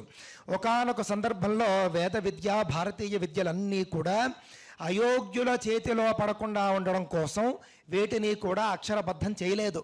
పైగా గీతి శీఘ్రీ శిరఃకంపి తథా లిఖిత పాఠక అని ఒక శాసనం ఉంది, శాస్త్రవచనం ఉంది. వేదం చదవాలి అనంటే కనుక అనేక నియమాలు ఉంటాయి. అందులో ఒక నియమం ఏమిటి అనంటే కనుక లిఖిత పాఠక, రాసి ఉన్నటువంటి స్క్రిప్టు చూసి చదవకూడదు. వీడు రాసి ఉండడం అంటే పెన్నతో రాయడమేనా అండి అని కాదు, అచ్చు వేసినా కూడా చదవకూడదు.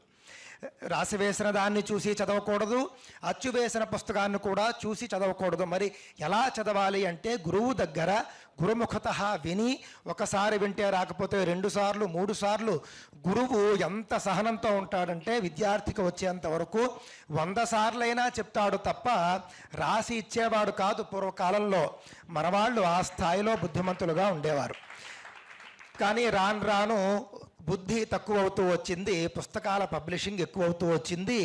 మన వాళ్ళు చేత కాక రాయలేదు, లిపి లేక రాయలేదు అని మనమే నేడు వాళ్ళు చెబుతూ ఉంటే అవునా అని ఫోన్ చేసి అడిగేటటువంటి పరిస్థితి వచ్చింది. నాకు కూడా చాలామంది అడిగారు, ఏమండి దేవనాగరికి సంస్కృత భాషకు లిపి లేదట కదండి అని చెప్పేసి.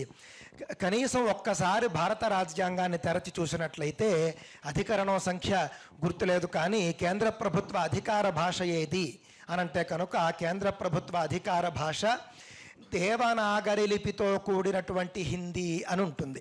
అంతేకాని హిందీ అనే చెప్పచ్చుగా.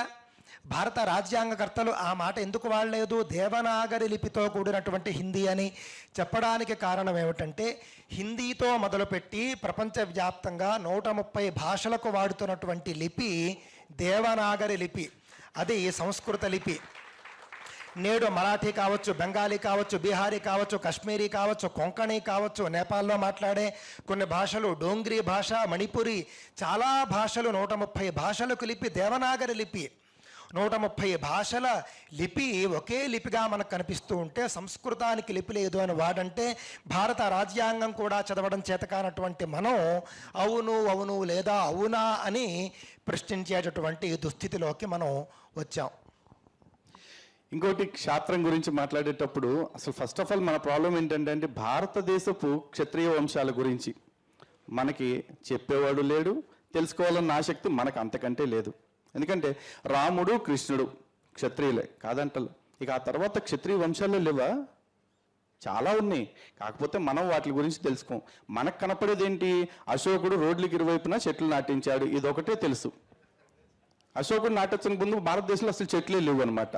మనం అందరం ఎక్కడ గుడారాలు వేసుకుని కూర్చునే వాళ్ళం ఎడారి దేశాల్లో, మన బతుకులు అది ఎట్టాగే చూసుకుంటాం.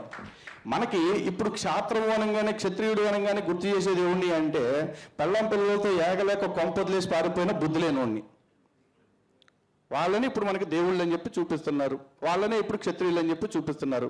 మరి మన దేశాన్ని రక్షించటం కోసం ప్రాణాలు పణంగా పెట్టిన వాళ్ళు, ఈ దేశ సరిహద్దుని కాపాడటం కోసం ఏనుగులతో యుద్ధాలు చేసి అలెగ్జాండర్ లాంటి వాడిని కుక్క చావుకి తీసుకెళ్లిన వాళ్ళు, వాళ్ళందరి గురించి మర్చిపోతున్నామా మనం? చాలామందికి ఇప్పుడు కూడా పురుషోత్తముడి చరిత్ర గురించి చెప్పగానే కొంచెం కాంట్రవర్సీ, ఓడిపోయాడా గెలిచాడా, చచ్చిపోయాడా బతుకున్నాడా, ఇది తెలుసు. కానీ అలెగ్జాండర్ అనేవాడు అనారోగ్యం పాలై చచ్చిపోవటానికి కారణం పురుషోత్తముడు కొట్టిన దెబ్బ అని చెప్పేసి ఎంతమందికి తెలుసు? ఇదే కదా మన దేశపు క్షాత్రము.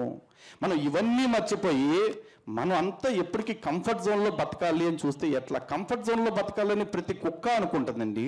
కుక్కలు కూడా అనుకుంటే వర్షం పడంగానే ఏదో ఒక చెట్టు నీడకు పోద్ది, అది తడవకూడదని చెప్పేసి.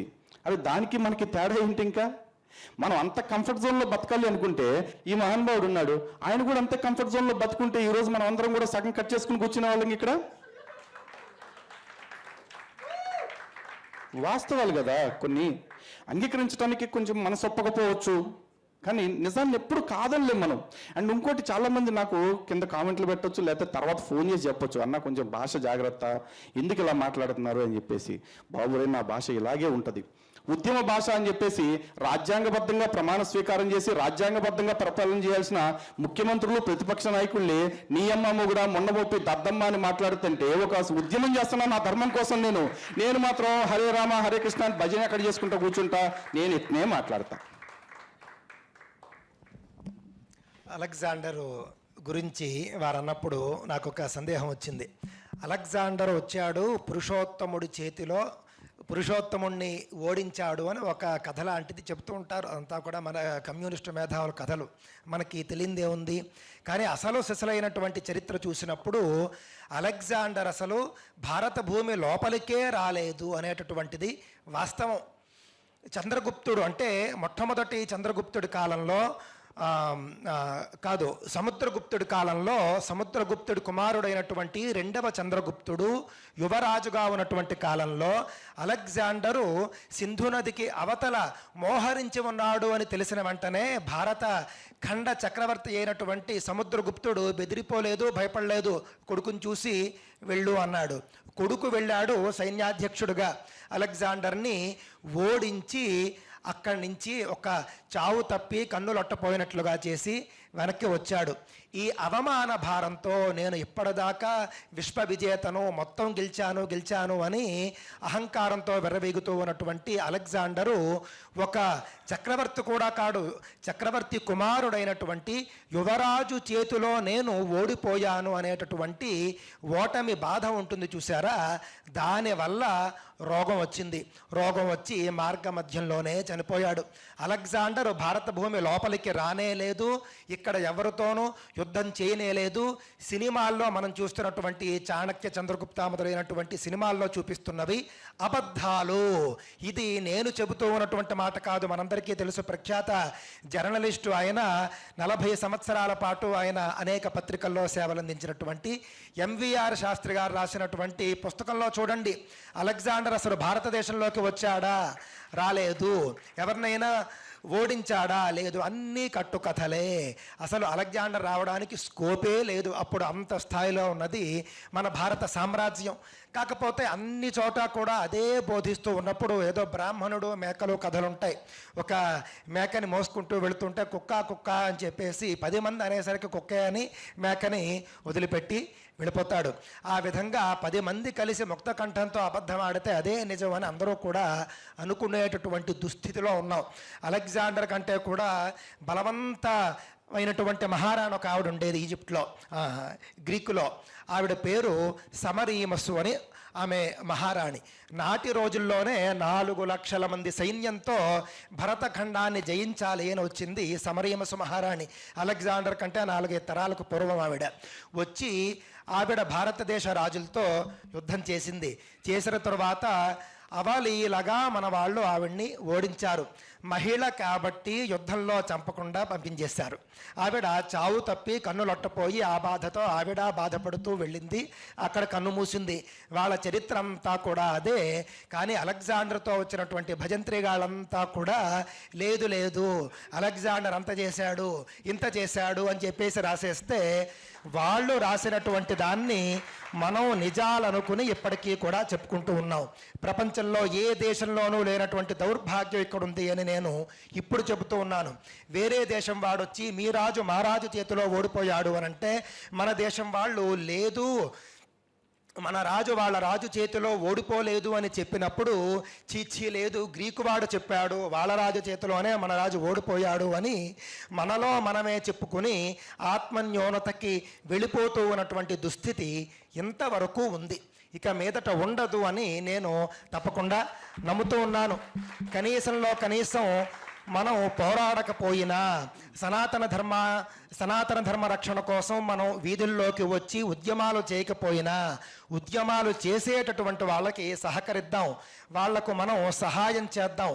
మన నరేంద్ర మోడీ లాంటి ప్రియతమ ప్రధాన మంత్రి గారు గత 10 సంవత్సరాలుగా సనాతన ధర్మ పరిరక్షణకు ఆయన ఎన్నో కార్యక్రమాలు చేస్తూ ఉంటే కనీసం మనం 40 డిగ్రీల ఎండ అని చెప్పేసి ఏసీ రూమ్లో కూర్చుని వెళ్ళి ఓటు వేసి ఆయన్ని గెలిపించలేకపోతే, ఇంకా మనం అది కూడా చేయలేకపోతే మనలో ఇంకా క్షాత్రం ఎప్పటికీ రాదు అని చెప్పక తప్పదు. అంటే ఎప్పటికీ మేల్కొనం. ఎవడైనా పడుకునేవాడిని నిద్ర లేపుతాడు కానీ పడుకున్నట్లు నటించేవాడిని ఎవ్వడు నిద్ర లేపగలడు అని పెద్దవాళ్ళు చెప్తూ ఉన్నట్లుగా నేటి హిందువుల పరిస్థితి ఆ విధంగా ఎల్లప్పటికీ ఉండిపోకూడదు. తప్పక ఆయన చేసినటువంటి గొప్ప కార్యాలన్నీ కూడా ఒక్కసారి స్మరించుకోండి. స్మరించుకుని 10 ఏళ్ల క్రితం మనం హిందువుగా చెప్పుకోగలిగామా? ఎవరైనా నేను హిందువుని అని చెప్పుకోగలిగినటువంటి సందర్భం ఉందా? లేదు. కానీ 10 ఏళ్ల తర్వాత మనం ఇంత ధైర్యంగా మనం మాట్లాడగలుగుతూ ఉన్నాము అని అంటే దానికి ఆయనే కారణం. నాకు పార్టీలతో సంబంధం లేదు, మోదీతోనే సంబంధం. మోదీకి ఓటేద్దాం, మోదీని కూర్చోపెడదాం. సనాతన ధర్మాన్ని రానున్న 150 ఏళ్లకు 1000 ఏళ్లకు మనం తీసుకుని వెళదాం. ఎస్, ఎలా అనిపించింది? ఎంతసేపు చెప్పినా వినాలనిపిస్తుంది. వినాలనిపించడం కాదు, మనకు చేయాలనిపించాలి, పాటించాలనిపించాలి. మన కర్మ దానికి అనుగుణంగా మార్చుకునేలా మిగిలిన వాళ్ళు కూడా మనం చేయాలి. ప్లీజ్ చెప్పచ్చు. యాక్చువల్లీ క్షాత్రం గురించి చెప్పేటప్పుడు పురాణాల గురించి కూడా ఒకసారి చెప్పాలి. చాలా మందికి ఏంటంటే పురాణ కథలు చూసుకుని ఈ పురాణ కథలు ఏంటి అట్లా ఉంది అంటే, ఇప్పుడు మనకి క్రైస్తవులు ముస్లింలు చెప్తున్న పురాణాలన్నీ మనంటే పురాణాల నిండా ఏముందంటే రంకు బొంకే అని చెప్పేసి అనుకుంటాం. కాదండి, అంతర్లీనంగా ఉన్న సందేశం ఒకటి ఉంటుంది. ఆ సందేశాన్ని మనం విడిచిపెట్టేస్తా ఉన్నాం. ఈ క్షాత్రం టాపిక్ వచ్చింది కాబట్టి భారతదేశపు స్వతంత్రోద్యమానికి స్ఫూర్తి, మన బ్రతుకుకి భవిష్యత్తుకి మనకు ఒక దీప్తి ఏంటి అంటే పురాణమే. ఎందుకంటే ఒక పురాణంలో మీరు చూసుకుంటే గరుత్మంతుడి స్టోరీ ఉంటుంది. ఎంతమందికి తెలుసండి? గరుత్మంతుడికి తల్లి పినతల్లి ఇద్దరు ఉంటారు, వినత కద్రువ అని చెప్పేసి. ఆ వినతని కద్రువ ఏదో కారణం చేత ఆవిడ బానిసను చేసుకుంటుంది, 1000 ఏళ్ళు బానిసత్వం చేయాలని చెప్పేసి. ఆ తర్వాత నా తల్లిని బానిసత్వం నుంచి విడిపించాలి ఎలా అని చెప్పేసి గరుత్మంతుడు కద్రువని అడిగితే ఆవిడ కండిషన్ పెడుతుంది, దేవలోకంలో అమృత భాండం ఉంటుంది, అమృతాన్ని నాకు తెచ్చిపెట్టు, నాకు అమృతాన్ని తెచ్చి పెడితే నిన్ను నీ తల్లిని బానిసత్వం నుంచి విడిచిపెట్టేస్తానంటది. ఆ గరుత్మంతుడు దేవలోకానికి వెళ్తారు. సరే, ఏదో ఒక పద్ధతిలో ఆయన అమృత భాండాన్ని తీసుకుని వచ్చి వాళ్ళ పినతల్లి చేతికిచ్చి తన తల్లిని బానిసత్వం నుంచి విడిపించుకుంటారు. ఈ స్టోరీలో మనకేం అర్థమవుతుంది? మామూలుగా కథ మాత్రం అర్థమైంది. అదే అతి తెలివి ఎర్ర కుక్కలకి ఏమర్థమవుతుంది? ఏడైనా పక్షులు పావులు మాట్లాడుకుంటాయా? అసలు ఎక్కడైనా దేవలోకానికి వెళ్తానికి కుదురుద్దా? ఈడికన్నా విమానం ఉందా అని అడుగుతారు. మరి కుక్కల్లారా వినండి, అక్కడ కథలో తీసుకోవాల్సింది మన స్వతంత్రోద్యమం కాలంలో తీసుకున్నది ఏంటంటే, మనం అమృతం తాగి 1000 ఏళ్ళు బతకటం కంటే మనము మన తల్లి బానిసత్వంలో లేకుండా బయటికి రావటం అన్నిటికంటే ఇంపార్టెంట్. మన తల్లిని బానిసత్వంలోంచి బయటకు తేవటం కోసం మనం ఎంత యుద్ధమైనా చేయొచ్చు, ఆఖరికి అమృతం సాధించవచ్చు, అమరత్వాన్ని పొందొచ్చు. కానీ బానిస బతుకుతూ అమరత్వం పొందే కంటే కూడా స్వతంత్రంగా బతుకుతూ చచ్చిపోయినా పర్లేదు అనుకున్నాడు. ఎంత గొప్ప సందేశం మన పురాణంలో ఉంది కదా. ఇతిహాసంలో కూడా చూసుకుంటే మహాభారతంలో పంచపాండవులందరూ బానిసత్వంలోకి వెళ్ళిపోయారు. రాజ్యాలు పోయినాయి, అన్నీ పోయినాయి. ద్రౌపదిని వరం కోరుకోమ్మా అంటే, నా భర్తల్ని బానిసత్వంలోంచి విడిపించండి చాలు అని చెప్పి అడుగుంది. కానీ నా రాజ్యం నాకు ఇప్పించండి, మొత్తం నేను రోజు 7 వారాలు నగలేసుకుని తిరగడానికి అవకాశం ఇవ్వండి అని అడగలా. ఆత్మగౌరవంతో బతకాలని మాత్రమే కోరుకున్నారు. ఎక్కడికక్కడ ఇవే కథలు మనం వింటున్నాం. కానీ ఈ కథల్ని మనకి ఎలా ఎవడో చెప్పడు. మనకేం చెప్తాడు? గరుడ పురాణం చదివితే మీ పెద్దోళ్ళందరూ పైలోకాల్లో స్వర్గానికి వెళ్తారు, విరాటపురం చదివితే వర్షాలు పడితే, సుందరకాండ చదివితే పెళ్లిళ్ళు అవుతాయి. మరి పని పట్ట లేకుండా కూర్చున్నారు ఆంజనేయ స్వామిని సీతారాములు అందరూ కూడా. పురాణాన్ని ఎలా చెప్పాలో అలా చెప్పండి, నేటి కాలానికి అన్వయం చేయండి. మన వాళ్ళకి ఆ పౌరాణిక కథల ఆధారంగా మార్గదర్శనం చేయండి. ఇలా బ్రతకాలి, ఇలా బ్రతకకూడదని చెప్పటానికే పురాణము. కానీ ఆ పురాణం మొత్తాన్ని కూడా ఒక ఛాందసం కింద మార్చేస్తున్నారు. అండ్ మోరోవర్ ఇప్పుడు మనం మాట్లాడుకోవాల్సిన దానిలో రిఫ్లెక్షన్ లాంటి ఛానల్స్ కావచ్చు, ఇంకొన్ని ఆధ్యాత్మిక ఛానల్స్ కొన్ని వస్తున్నాయి ఇప్పుడు కొత్తగా. ఇటువంటి ఛానల్స్ ఉన్న అతిపెద్ద బాధ్యత ఏంటంటే, సనాతన ధర్మాన్ని కొన్ని భక్తి ఛానల్స్ నుంచి కాపాడుకోవాలి. నేను చెప్పింది మీకు అర్థమైంది కదా. సనాతన ధర్మాన్ని కొన్ని భక్తి ఛానల్స్ నుంచి కాపాడుకోవాలి. లేకపోతే కొన్నాళ్ళకి సనాతన ధర్మం అంటే ఏమైపోతుంది అంటే, బ్రాందీ బోస్ చేసే పూజలు, మేకల్ని కోళ్ళని కోసిపెట్టే నైవేద్యాలు, ఇవే కొంతమంది జ్యోతిష్యం పేరుతోటి చేసే నగ్న పూజలు, యోని పూజలు, ఇవే సనాతన ధర్మం అని చెప్పేసి సనాతన ధర్మానికే పెను ప్రమాదం తెచ్చే అవకాశం ఉంది. కొంతమంది అయితే 4 ఇలాచీలు జేబులో పెట్టుకుంటే 1,00,000 వస్తుంది, 4 చపాతీలు నల్లకొక్క అమావాస్య రోజున పెడితే అప్పులు తీరిపోతాయి, లేకపోతే బల్లితోక తీసుకెళ్లి జిల్లేడు చెట్టు కడితే శత్రుపీడలు పోతాయి అని చెప్పేసి చెప్తున్నారు కదా. ఇలాంటి అశాస్త్రీయమైన మాటలు చెప్పే ఛానల్స్ ఏవైతే ఉన్నాయో, అటువంటి ప్రతి ఛానల్ వల్ల కూడా రేపు ధర్మానికి ప్రమాదమే. కాబట్టి వాటన్నిటి పట్ల కూడా అప్రమత్తంగా ఉండండి. జాతీయవాద దృక్పథం ఉన్న ఛానల్స్లో వచ్చే విశేషాలని మాత్రమే పరిగణలోకి తీసుకోండి. సనాతన ధర్మంలో, మళ్ళీ చెప్తున్నా, సనాతన ధర్మంలో మూఢనమ్మకాలు లేవు. ఇది ఘంటాపదంగా ప్రతి ఒక్కళ్ళు చెప్పొచ్చు. సనాతన ధర్మంలో చెప్పిన ప్రతి ఆచారం వెనకాల కూడా సాంకేతికమైన, సామాజికమైన, మానసికమైన, భౌతికమైన ఈ కారణాలన్నీ కూడా మీకు ఎప్పుడూ ఉంటాయి. ఇటువంటి కారణాలు లేకుండా గుడ్డిగా చెప్పిన ఆచారాలు, గుడ్డిగా ఏర్పాటు చేసిన ఆనవాయితీలు ఏమీ లేవండి. దయచేసి ఇలాంటి ఛానల్స్ మాయలో పడి ధర్మానికి హాని చేయకండి. అటువంటి పరిహారాలు, ప్రయోగాలు పాటిస్తూ, అంటే కొంతమంది దొంగ జ్యోతిష్కులు, దొంగ స్వాములు కూడా టీవీల్లో వచ్చే శిష్టారాజ్యంగా పరిహారాలు చెప్తున్నారు. ఎయ్యి పడితే అవి చెయ్యొద్దు, నష్టపోయి ఆనక నిందని ధర్మం మీదకి నెట్టొద్దు. జై శ్రీరామ్. వారు చెప్పినటువంటి దాంట్లో పురాణాల్లో క్షేత్రానికి సంబంధించినటువంటి అంశాలు చెప్పండి అని అంటే, మనమంతా కూడా సుందరకాండ పారాయణ చేస్తాం, సుందరకాండ ప్రవచనాలు వింటాం. అందులో ఒక శ్లోకం ఉంటుంది, ఆంజనేయ స్వామి స్వయంగా చెబుతాడు. అప్పటి వరకు కూడా మొన్న 2014 వరకు పాకిస్తాన్ ఏదో మన వాళ్ళు పెద్దగా చూపిస్తూ ఉండేవారు. పాకిస్తాన్ అంటే అమ్మో ఇండియా పాకిస్తాను యుద్ధమా అన్నంత స్థాయిలో మనతో సమానమైన దేశము అనేటటువంటి భావన ఉండేది, చూసారా. అదేవిధంగా సుందరకాండ జరిగేంత వరకు కూడా రావణాసురుడు అని అంటే ఆయన ఏదో పెద్ద రాక్షసుడు, మహాబలవంతుడు అనేటటువంటి ఒక భావన ఉండేది. అప్పుడు ఆంజనేయ స్వామి ఒక మాట చెబుతాడు, చాలా అద్భుతంగా ఉంటుంది. నరావణ సహస్రం మే యుద్ధే ప్రతిబలం భవేత్. ఒక్క రావణాసురుడు కాదు, 1000 రావణాసురులు వచ్చినా కూడా నా ముందు యుద్ధంలో నిలవలేరు. శిలాభిస్తు ప్రహరత పాదపైశ్చ సహస్రశః. నాకు అన్ని ఆయుధాలే, నాకేమీ ప్రత్యేకమైనటువంటి ఆయుధం ఉండాల్సినటువంటి అవసరం లేదు. రాళ్ళు, రప్పలు, కొండ, కోన, చెట్లు, చేమలు అన్నీ ఆయుధాలే. ఆయుధం ఉంటే దాని ఒక్కదాంతోనే చేయాలి యుద్ధం. కానీ ఆంజనేయ స్వామి అలా వస్తాడు.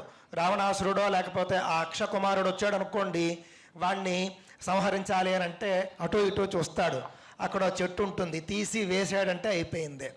ఆంజనేయ స్వామిలో ఉన్నటువంటి క్షాత్రం ఏమిటి, ఆయన మాట్లాడినటువంటి మాటలు ఏమిటి, అసలు చాలామందికి తెలియనటువంటి విషయం ఏమిటంటే రావణాసురుణ్ణి ఆంజనేయ స్వామి అట ఒక్క గుద్దుతో చంపగలిగేటటువంటి శక్తిని కలిగి ఉన్నట్ట.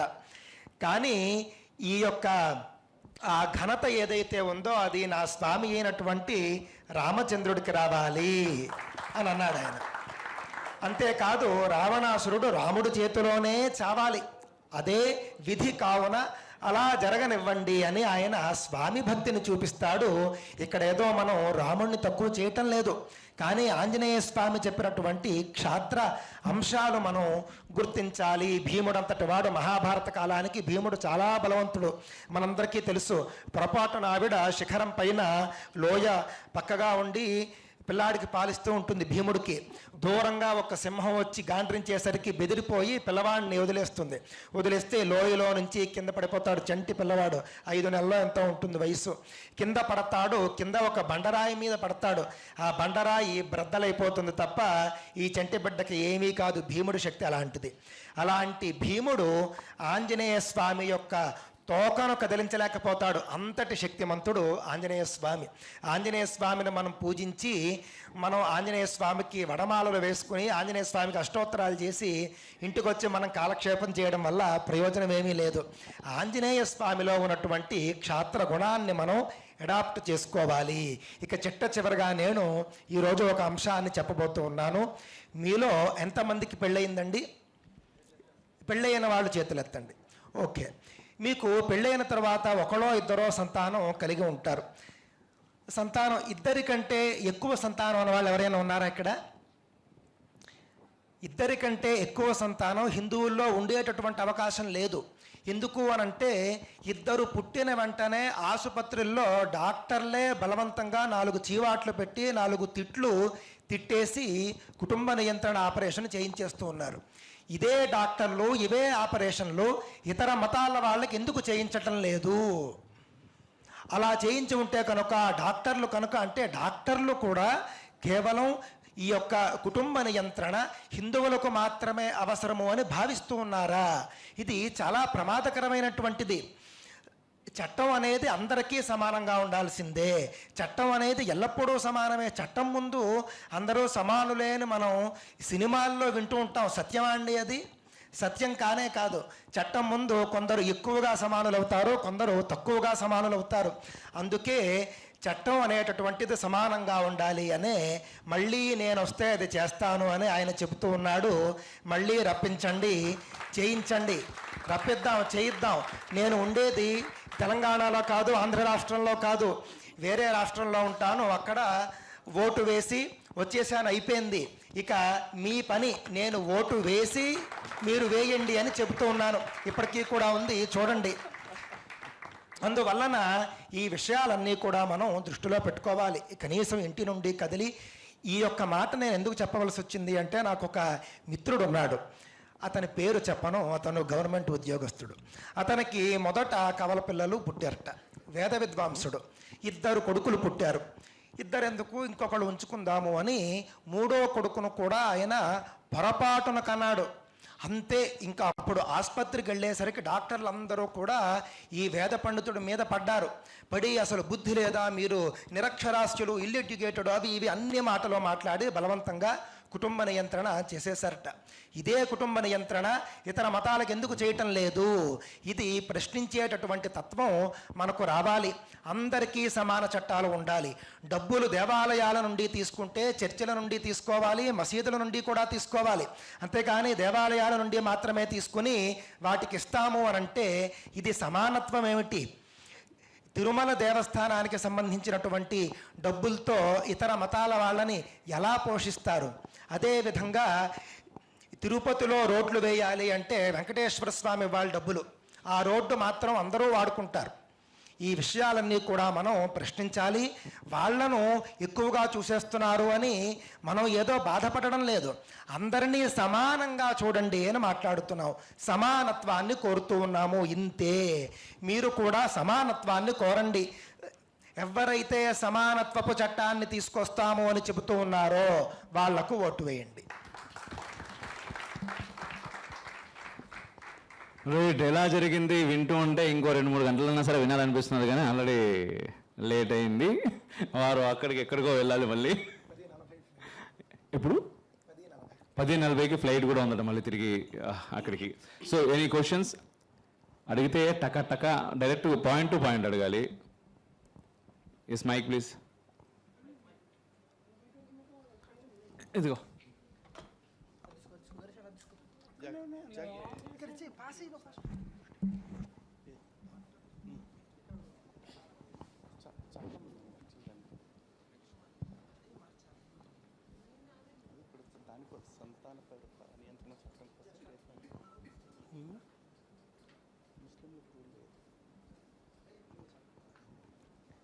యాక్చువల్లీ టాపిక్ వచ్చేసి క్షాత్రం కాబట్టి నాకు ఒక పాయింట్ గుర్తొచ్చింది. ఏంటంటే భగత్ సింగ్ లాంటి వాళ్ళు ఇండియాలో మన పక్కన ఇంట్లో పుట్టాలనుకుంటారంట, పాకిస్తాన్ అయితే ప్రతి ఒక్కరు ఇంట్లో పుట్టాలనుకుంటారంట. మన ఇంట్లో అంబానీ పుట్టాలి, పక్కింట్లో శివాజీ పుట్టాలి, అందరి కోరిక అదే కదండి. సో ఇంకొకటి ఏంటంటే, ఇప్పుడు మీరు కూడా అమోఘన్న ఇంటర్వ్యూలో చెప్పారు కదా, పురాణాల్లో కానీ ఎక్కడ కూడా బ్రాహ్మణుడిని రిచ్గా లేరు కూడా, ఎక్కడ విన్నా కూడా పేద బ్రాహ్మణుడే అని అంటారు. సో ఇప్పుడు ఒక బ్యాచ్ వచ్చేసి బ్రాహ్మిన్స్ని టార్గెట్ చేస్తూ ఉంటారు అన్నట్టు. సో ఒక శ్లోకం ఏదో మనుస్మృతిని తీసుకొని వస్తారు. మనుస్మృతి ఈ యుగానికి సంబంధించింది కాదు, సో పరాశర స్మృతి కదా. సో అలాంటి మనుస్మృతి ఇప్పటికీ ఇంకా మనం పాటించాలా, అందులో నుంచి ఉన్న శ్లోకాలకి మనం ఇంకా రెస్పాండ్ అవ్వాలా? ఎందుకు అంటే ఒక పరశురాముడు ఆయుధం పట్టుకుంటేనే లోకం తట్టుకోలేకపోయింది, కానీ ఇప్పుడు బ్రాహ్మణుడి చేతిలో ఆయుధం పెట్టలేం. సో నెక్స్ట్ ఏం చేయాలి అంటే, వాళ్ళని కాపాడుకోవడానికి మేము క్షత్రియులం అవ్వాలా, లేకపోతే బ్రాహ్మణుడే క్షత్రియుడిలాగా ఫైట్ చేయాలా? బ్రదర్ మీ పేరు? ప్రమోద్ గారు కూర్చోండి ఒక్క నిమిషం అండి. యాక్చువల్లీ మీరు అడిగింది చాలా వ్యాలిడ్ క్వశ్చన్, చాలా ఇంపార్టెంట్ క్వశ్చన్, అందరికీ తెలియాల్సింది కూడా. ఈ రోజున ప్రతి మతంలో కూడా వాళ్ళ మత పెద్దలు కొంతమంది ఉంటారు, వాళ్ళ వ్యవస్థల్ని ఎవరు కాపాడుకుంటున్నారండి? ఆ మతస్థులే కాపాడుకుంటున్నారు. చర్చి ఫాదర్ ఉన్నాడు, ఆడికి కాళ్ళు చేతులు అన్నీ ఉంటాయి, కానీ ఆడికి దశంభాగాలు తీసుకెళ్ళి ఎందుకు ఇవ్వాలి? ఆడు వేరే పని ఎందుకు చేసుకోడు? ఎందుకంటే ఆడు అన్ని పనులు పక్కన పెట్టేసి ఆ మతాన్ని ప్రచారం చేయటం, దాన్ని బతికించడం ఆడి పని కాబట్టి. అలాగే మసీదులో పనిచేసేవాడు ఉంటాడు, వాడిని ఎవరు పోషిస్తున్నారు? ఆ మతస్థులే పోషిస్తున్నారు. ఇప్పుడు బోనస్గా ప్రభుత్వాలు కూడా వాళ్ళిద్దరిని పోషిస్తున్నాయి మన డబ్బులతోటి. మరి మన ధర్మాన్ని కొన్ని వేల సంవత్సరాల నుంచి ఇక్కడ దాకా తీసుకొచ్చింది ఎవరు? అప్పుడిప్పుడు కూడా ఆర్ఎస్ఎస్ లేదు, విహెచ్పి లేదు, హిందూ జనశక్తి లేదు, శివశక్తి లేదు, రిఫ్లెక్షన్ లేదు, ఏదీ లేదు. అయినా సనాతన ధర్మం ఇక్కడ దాకా వచ్చింది అంటే కారణం ఏంటంటే, మనకంటూ ఒక ఆలయం ఉంది, ఆలయంలో ఒక అర్చకుడు ఉన్నాడు కాబట్టి ఆ అర్చక వ్యవస్థని మనమే కాపాడుకోవాలి. ఈ రోజున హిందువులకి ఆలని రీరైట్ చేయించాలండి. అమ్మ ఆవు అని చెప్పకూడదు, అర్చకుడు ఆలయం అని చెప్పేసి నేర్పించాలి. ఆ అంటే అలా తీసుకెళ్తేనే సనాతన ధర్మం మళ్ళీ బ్రతుకుద్ది. ఈ రోజు అందరినీ వదిలిపెట్టేసి ఒక్క బ్రాహ్మణ వర్గాన్ని మాత్రమే టార్గెట్ చేస్తున్నారు అంటే, ఆ ఒక్క వర్గం వీళ్ళ ఆగడాలకి ఎంత అడ్డుకట్టగా ఉందో మీరు చూడండి. ఈ రోజున మీరు జీన్స్ వేసుకొచ్చారు, నేను జీన్స్ వేసుకొచ్చాను, చక్కగా క్రాఫింగ్ చేయించుకుని వచ్చాను. ఆయన పంచగట్టు కట్టుకుని సెక్క పెట్టుకుని ఎందుకు? ఆయన కూడా స్టైల్గా చేసుకుని చక్కగా ల్యాప్టాప్ బ్యాగ్ వేసుకుని తిరుగుతూ చేసుకోవచ్చుగా. లేకపోతే ఈ జిహాదీ గ్యాంగుల్లాగా బైక్లు వేసుకుని అమ్మాయిలతో తిరగవచ్చుగా. ఆయనకేం అవసరం? పొద్దున్నే చన్నీళ్ళ స్నానం చేయటం, లేకపోతే సాత్విక ఆహారంతో ఉండటం, నియమబద్ధమైన జీవితం గడపటం, ఆయన సుఖపట్టం చేతగాకనా? మన ధర్మం కోసం వాళ్ళు సుఖాలను త్యాగం చేస్తున్నారు. అలాంటి వ్యవస్థను మనం కాపాడకపోతే ఎవరు కాపాడతారు? వాళ్ళని కాపాడటానికి మనం క్షత్రియులే కాదు, అవసరమైతే రాక్షసులు కూడా అవ్వాలి. ఒక్కోసారి తప్పదు, ఖచ్చితంగా ఇది జరగాల్సి ఉంటుందండి. అండ్ ఇంకోటి ఏదో అడిగారు మీరు క్వశ్చన్, ఇంకోటి మనుధర్మ శాస్త్రం గురించి టాపిక్.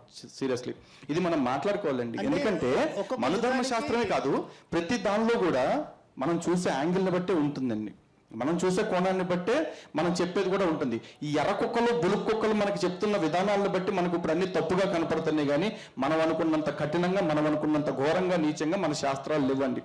ఉదాహరణకి మహాభారతంలోనే ఒక మాట తీసుకున్నాం. ధర్మరాజు భీష్ముడు అంపశయ్య మీద ఉన్నప్పుడు వచ్చేసి తాతగారు ఇప్పుడు నాకు కొన్ని ధర్మసూత్రాలు మీరు చెప్పండి, అసలు రాజు అనేవాడు ఎట్లా ఉండాలి అని చెప్పేసి అడిగాడు.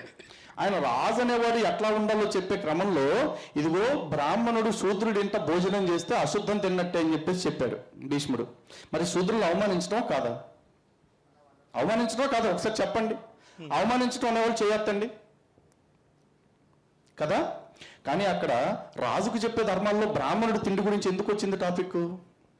ఎందుకు వచ్చింది అంటే పూర్వం బ్రాహ్మణులని పోషించటం అనేది రాజు బాధ్యత. బ్రాహ్మణులు ఇప్పట్లాగా సంభావనల మీద బ్రతికే పరిస్థితి లేదు. ఎందుకంటే రాజాస్థానంలో లేకపోతే రాజుల యొక్క సపోర్ట్ తోటి సంతోషంగా ఉండేవాళ్ళు. వాళ్ళు ఊర్లో వచ్చిన వాళ్ళందరికీ కూడా వాళ్ళకి తెలిసిన శాస్త్రం ఆధారంగా వాతావరణం ఎప్పుడు మారుతుంది, విత్తనాలు ఎప్పుడు వేసుకోవాలి, కోతకు ఎప్పుడు తీసుకోవాలి, లేకపోతే నీ ఇంట్లో క్రతువులు ఏమన్నా పెట్టుకోవాలంటే ఎప్పుడు పెట్టుకోవాలి, ఇవన్నీ జ్యోతిష శాస్త్రం ఆధారంగా కాలాన్ని గుణించి చెప్పేవాళ్ళు. దానికి వాళ్ళు ఏ సంభావన తీసుకునేవాళ్ళు కాదు. వాళ్ళను పోషించాల్సిన బాధ్యత రాజుది కాబట్టి రాజు ఆ డ్యూటీ సక్రమంగా చేస్తే వీళ్ళు అర్చకులు పురోహితులు ఎవరైతే ఉంటారో వాళ్ళు వాళ్ళ డ్యూటీ సక్రమంగా చేస్తారు. కానీ ఎప్పుడైతే పురోహితుడు రాజు దగ్గర నుంచి వచ్చేవి రాకపోతే శూద్రుడి దగ్గర ఏమైనా నీకు జాతకం చెప్పాక నాకు 10 రూపాయలు ఇవ్వు అంటాడేమో. శూద్రుడు అంటే ఎవరు? సమాజ నిర్మాణానికి దోహదం చేస్తున్న శ్రామికుడు. ఒక శ్రామికుడి దగ్గర నువ్వు తింటున్నావు అంటే నువ్వు అశుద్ధం తిన్నవాడితో సమానము అని చెప్పేసి బ్రాహ్మణుడికి కండిషన్ పెట్టారు. అక్కడ శూద్రుని అవమానించలా. కానీ మనకు చెప్పే కుక్కలందరూ మనకేం చెప్తారు? అదిగో శూద్రుడి ఇంట్లో అన్నం తింటే పెంట తిన్నట్టు అని చెప్పేసి. శూద్రుడి ఇంట్లో అన్నం తింటే కాదు, శూద్రుడి సొమ్ము తింటే. శూద్రుడు సొమ్ము తినే పరిస్థితి అర్చకుడికి రాకుండా చూడాల్సింది ఎవరు? రాజు. కాబట్టి రాజధర్మాల్లో రాజుకు చెప్పారు, నువ్వు బ్రాహ్మణుల్ని బాగా చూసుకోరా బాబు, వ్యవస్థలన్నీ సవ్యంగా సాగుతాయి అని చెప్పేసి. మనం ఇది చెప్పరు, ఇదంతా చెప్పరు మనకి, ఆ ఒక్కలైన చెప్పేస్తారు. ఇలాగే ప్రతి శాస్త్రము, మనధర్మశాస్త్రం ఇందాక అన్నారు మనధర్మశాస్త్రం ఆ యుగానికి సంబంధించిందని. ఆ యుగానికి సంబంధించింది అయినా సరే ఇప్పటికీ కూడా మనకి ఆచరణీయం కాకపోవచ్చు కానీ ఖచ్చితంగా ఆదరణీయమే. ఎందుకంటే ఆడెవడో పాత నిబంధనని పెట్టుకున్నాడు, అది సిరిగి సర్వనాశనం అయిపోయి సంకనాకపోయినా సరే ఇప్పటికీ కూడా పుస్తకంలో పెట్టుకుని ఏమన్నా తేడా వస్తే అదంతా పాతదండి అంటాడు. మరి పాతదైనప్పుడు నువ్వు ఎందుకు దాచుకున్నావు? నా ధర్మశాస్త్రాన్ని మాత్రం నువ్వు తగలబెడతావా?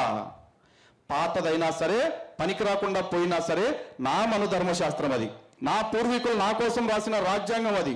ఇప్పుడు నేను అనుసరించకపోయినా దాన్ని ఆదరిస్తాను, మర్యాదగా చూసుకుంటాను. ఇంకొకటి ఉంది, ఇప్పుడు నార్మల్గా మనము మనుస్మృతికి సంబంధించి నేను ఒక పద్యాన్ని మీకు చెప్తాను. అది విన్న తరువాత మనుస్మృతి ఈ కాలానికి అవసరమా కాదా అనేది చెప్పండి. గురువుల అనుగ్రహంతో హిందూ శతకం అని నేను ఒక శతకాన్ని రాయడం జరిగింది. ఆ శతకంలో నుండి ఒకే ఒక పద్యం, ఇంకెక్కువ చెప్పను.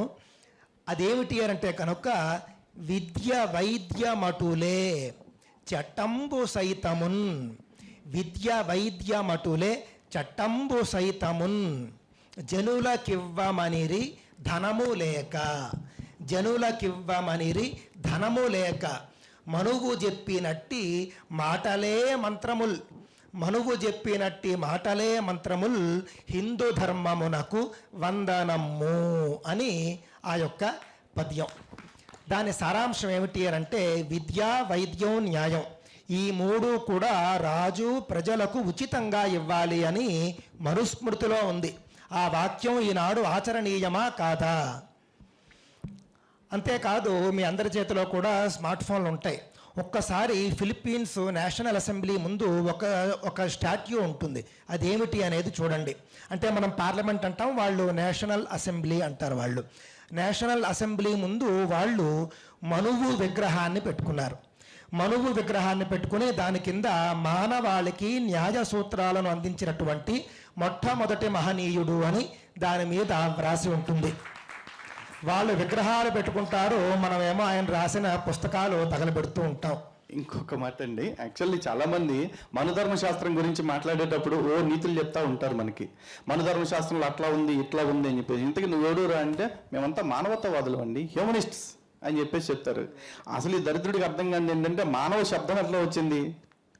మన్యోద్భవం మానవ, మనవు నుంచి వచ్చిన వాళ్ళే కదా మానవులందరూ కూడా. ఆ పదాన్ని పక్కన పెడతాడు. ఎందుకు చెప్పలా? సంస్కృతం వద్దాడికి, కానీ సంస్కృత పదాలు ఆడి సంస్థ పేర్లు ఆడి పేర్లు కూడా ఉంటుంది. అట్లాగే ఉంటుంది ఇది కూడా అండి. ఇంకోటి సినిమాల్లో పెద్ద డైలాగ్ చెప్తారు, ఎత్ర నాద్యంత పూజంతే రమంతే తత్ర దేవత అని. అది ఎవరు చెప్పారు? మన మనువు కాదా చెప్పింది. అండ్ స్త్రీ స్వాతంత్రం అర్హత అని పట్టుకుంటారు. స్వాతంత్రం లేదు అని చెప్పి స్త్రీలకు చెప్పాల. స్త్రీ ప్రతిసారి కూడా స్త్రీకి ఎవరో ఒక రక్షణ ఉంటే ఆవిడ సేఫ్ అంటారు. ఈ మాటలు ఇప్పుడున్న జనరేషన్ ఎవరికి నచ్చవు. కానీ ఏదన్నా చిన్న ఘటన జరగంగానే దిశ కేసు, అభయ కేసు, నిర్భయ కేసు అంటూ రకరకాల చట్టాలు కావాలి, కొత్త కొత్త చట్టాలు చేయాలని అడుగుతారు. ఆ చట్టాలతో పనే లేకుండా స్త్రీకి ఒక రక్షణ వ్యవస్థ ఉండాలని చెప్పిందే మనవు చేసిన నేరం ద్రోహం ఏదన్నా ఉంది అంటే. అలాగే సమానత్వం గురించి మాట్లాడతారు. వీడు ఆ పనే చేయాలా, వాడు ఈ పనే చేయాలా అని. వద్దురా బాబు, మీరు అందరూ మానవతావాదులు కదా. ఈ కమ్యూనిస్ట్ పార్టీ వాళ్ళు కూడా మాట్లాడుతుంటారు కదా. మీ కమ్యూనిస్ట్ పార్టీలో పై స్థాయి నుంచి కింద స్థాయి దాకా అందరినీ కూడా పార్టీ జాతీయ ప్రధాన కార్యదర్శులు చేసేయండి, కింద కార్యకర్తలు ఎవరో లేకుండా. సరిపోద్దిగా. వ్యవస్థ సర్వనాశనం అయిపోవటానికి ఏమేమి సజెషన్స్ ఇవ్వాలో సజెషన్స్ అన్నీ కూడా ఎర్ర కుక్కల నుంచే వస్తాయండి. ఇంకొకటి, ఇప్పుడు నార్మల్గా మనము ఇంతకుముందు ఎవ్రీడే దేవుడు నామం చెప్పుకోవడం, గుడికి వెళ్ళడం చేసేవాళ్ళం. ఇప్పుడు 1 వీక్ ఒకసారి పెట్టుకుంటున్నాం, నెక్స్ట్ ఒక సంవత్సరంకి వస్తుంది, దాని తర్వాత వెళ్ళడమే మానేస్తాం. ఇప్పుడు ఈ క్రమంలో ఏమవుతుందంటే చర్చిని గుడిలాగా కట్టేస్తున్నారు, ధ్వజస్తంభాలు పెట్టేసినారు, గీతలు పెట్టేసినారు, గాయత్రి మంత్రంని వాళ్ళకి నచ్చినట్టు పెట్టుకున్నారు. ఇక్కడ నుంచి మనం లెక్క పెడితే ఇప్పుడు కనుక మనం ఫైట్ చేయకపోతే ఒక 100 సంవత్సరాల తర్వాత ఆ గుడిలకి 100 సంవత్సరాల చరిత్ర ఉంటుంది. ఇక్కడ దాన్ని ఎట్లా ఫైట్ చేస్తారు? ఒక 100 సంవత్సరాల తర్వాత ఈ క్షేత్రం అనేది ఉంటుందా మన దగ్గర? మనం దేవాదాయ శాఖ గురించి మాట్లాడుకోవాలండి. యాక్చువల్లీ ఇందాక ఎవరో క్వశ్చన్ అడిగారు, ఆ బ్రదర్ ఉన్నారో లేదో వెళ్ళిపోయారు తెలియదు, మీరే అడిగారు కదా.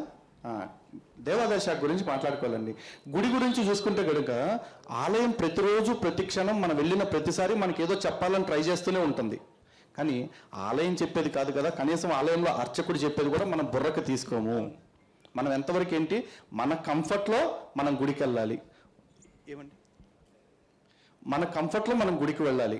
ఆ కంఫర్ట్లో కూడా గుడికి వెళ్ళి ఎట్లా ఉండాలి అంటే, ఫస్ట్ గుడికి వెళ్తాం, వెళ్ళంగానే అర్చకుడిని ఏమంటే తొందరగా అష్టోత్తరం చేయండి.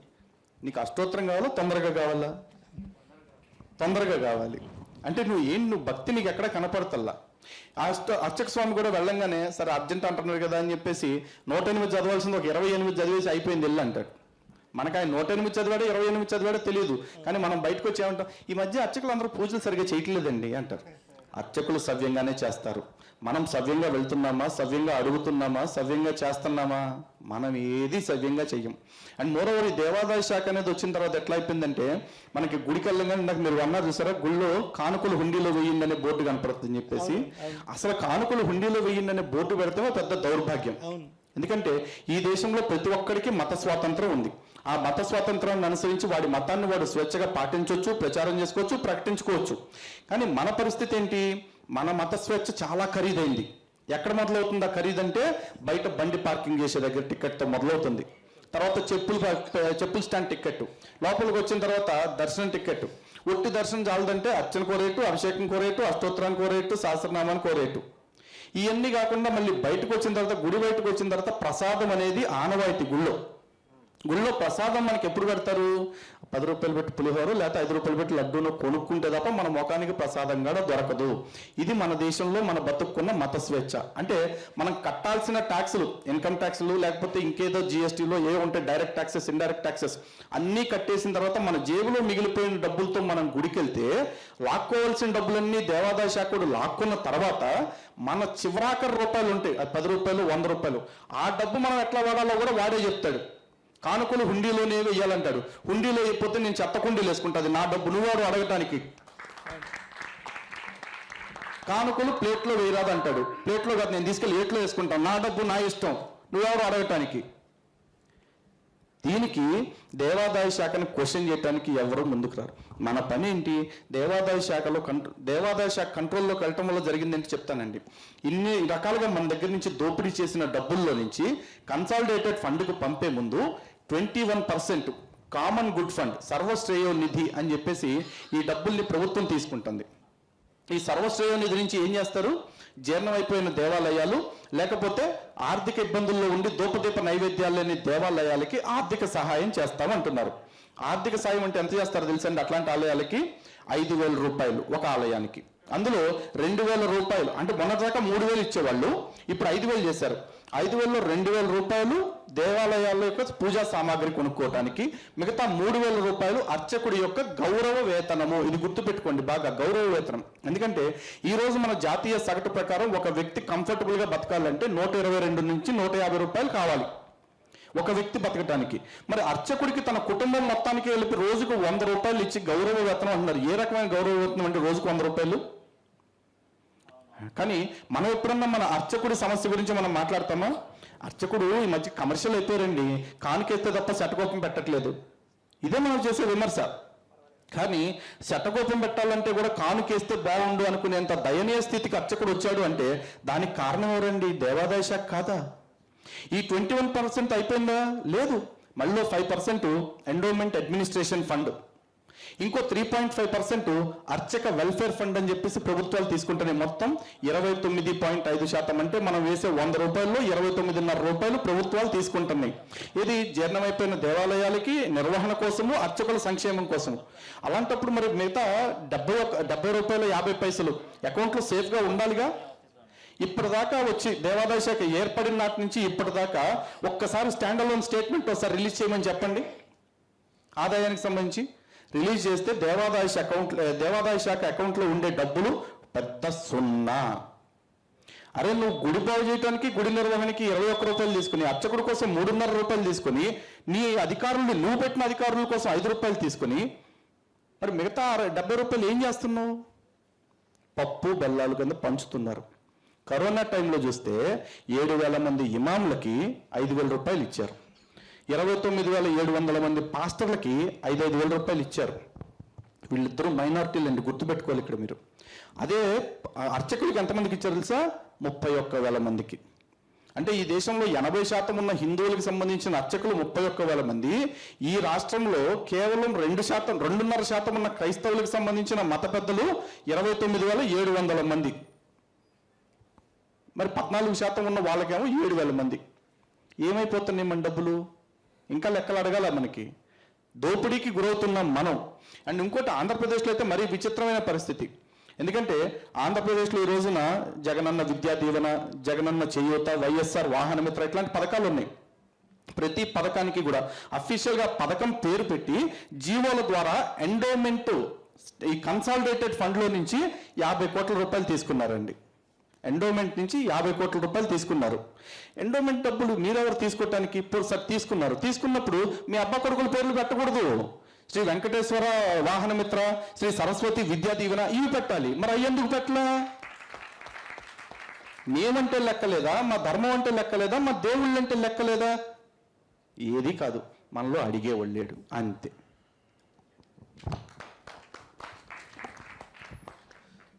సో క్వశ్చన్ అండి, క్వశ్చనా? క్వశ్చన్ చిన్నప్పటి నుంచి మా అమ్మ ఒక స్టోరీ చెప్పేది అనమాట. అంటే పాయింట్ చిన్న స్టోరీ. మ్యాటర్ ఏంటంటే మన హిందువులందరిలోనూ ఒక అపోహ సృష్టిస్తున్నారు మన చుట్టుపక్కల వాళ్ళే. ఎప్పుడన్నా మనం మటన్ తిన్నా, చికెన్ తిన్నా దేవుడి పేరు తలుచుకుంటే ఎందుకు తలుచుకుంటున్నావు అనే అపోహ చాలా మందిలో పెంచుతున్నారు. ఇలాగా అంటే మటన్ తిన్నాం జై శ్రీరామ్ అంటే నువ్వు మటన్ తిన్నావు కదా జై శ్రీరామ్ అంటున్నావు. సో నాకు మా మదర్ దీని గురించి ఒక స్టోరీ చిన్నప్పుడు చెప్పింది. మా మదర్ చనిపోయింది, అది చిన్న 2-3 లైన్స్లో అయిపోద్ది. సో మీరు చెప్పిన తర్వాత నేను చెప్తాను. చెప్పండి మీ గురించి. సో అంటే మా మదర్ చెప్పిన స్టోరీ ఏంటంటే, చిన్నప్పుడు మాకు 2-3 చాలాసార్లు చెప్పినందుకు అది మైండ్లో ఉండిపోయింది. మా మదర్ 98లో చనిపోయింది, కానీ ఆ స్టోరీ ఇప్పటికీ నాకుంది. చాలామందికి ఎప్పుడైతే మటన్ తిన్నావా దేవుడి పేరు తలుచుకోవడం నేను చెప్తూ వస్తుంటాను అనమాట. ఒక వ్యాపారి ఉంటాడండి, ఎప్పుడు దేవుడిని తలుచుకోవడానికి టైం సరిపోదు అనమాట తనకి. ఎప్పుడన్నా దేవుడి పేరు తలుచుకుందామంటే తన టైం సరిపోదు, కానీ పట్టించుకోడు, తన వ్యాపారంలోనే ఉంటాడు. అలా వెళ్తూ ఒక చెప్తారు కదా అంటే మనకు భజనలు అవి చేస్తుంటారు కదా, అతను దేవుడి పేరు ఇలా తలుచుకోవాలి ప్రజలు చెప్తుంటే అతని దగ్గరికి వెళ్ళి ఆ భజన అంతా అయిపోయిన తర్వాత అడుగుతాడు, సార్ నాకు టైం దొరకట్లేదండి దేవుడి పేరు తలుచుకోవడానికి. అంటే టైం దొరకట్లేదంటే ఏం చేస్తావా? నాకు ఇలా సో వ్యాపారం ఉంది, రాత్రి పడుకున్నప్పుడు అదే తప్పుడు, ఎక్కడ తిన్నా అదే తప్పని, నాకు టైం లేదని అంటాడు. సరే మీరు స్నానం చేసేటప్పుడు ఏం చేస్తారండి అంటే, స్నానం చేసేటప్పుడు కూడా డోర్ మీద రాస్తుంటానండి ఏదో ఒకటి లెక్కలో, కానీ నాకు ఆ టైంలో దేవుడు రాదంటాడు. సరే నువ్వు లెట్రిన్కి వెళ్ళినప్పుడు ఏం చేస్తావని అడుగుతాడు ఆయన. అప్పుడు ఏం రావండి ఆల్సిన, అప్పుడు తలుచుకో అంటాడు.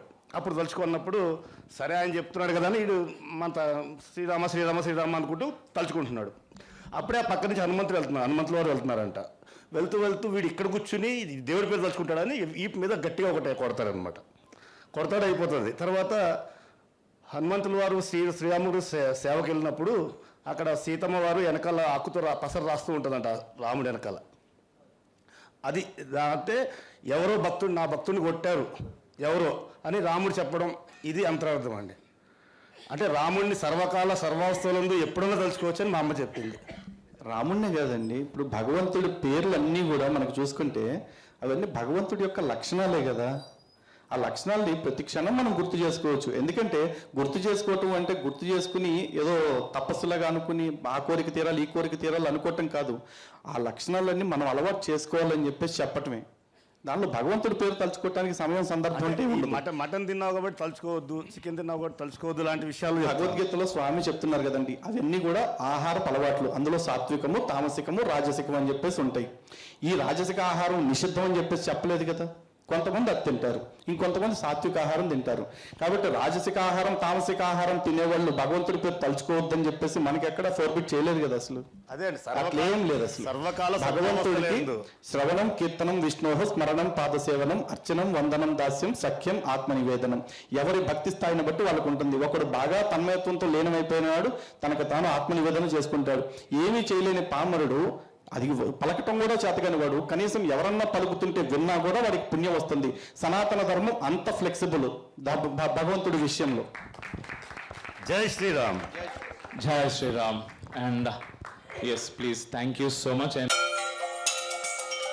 శత్రుమూకల చెర నుండి దేశ రక్షణ నీ ధ్యేయమైతే నీ అవసరం ఇక్కడుంది. Please do subscribe, like and share. దద్దరిల్లేలా పక్కనున్న గంట కూడా కొట్టుర్రి.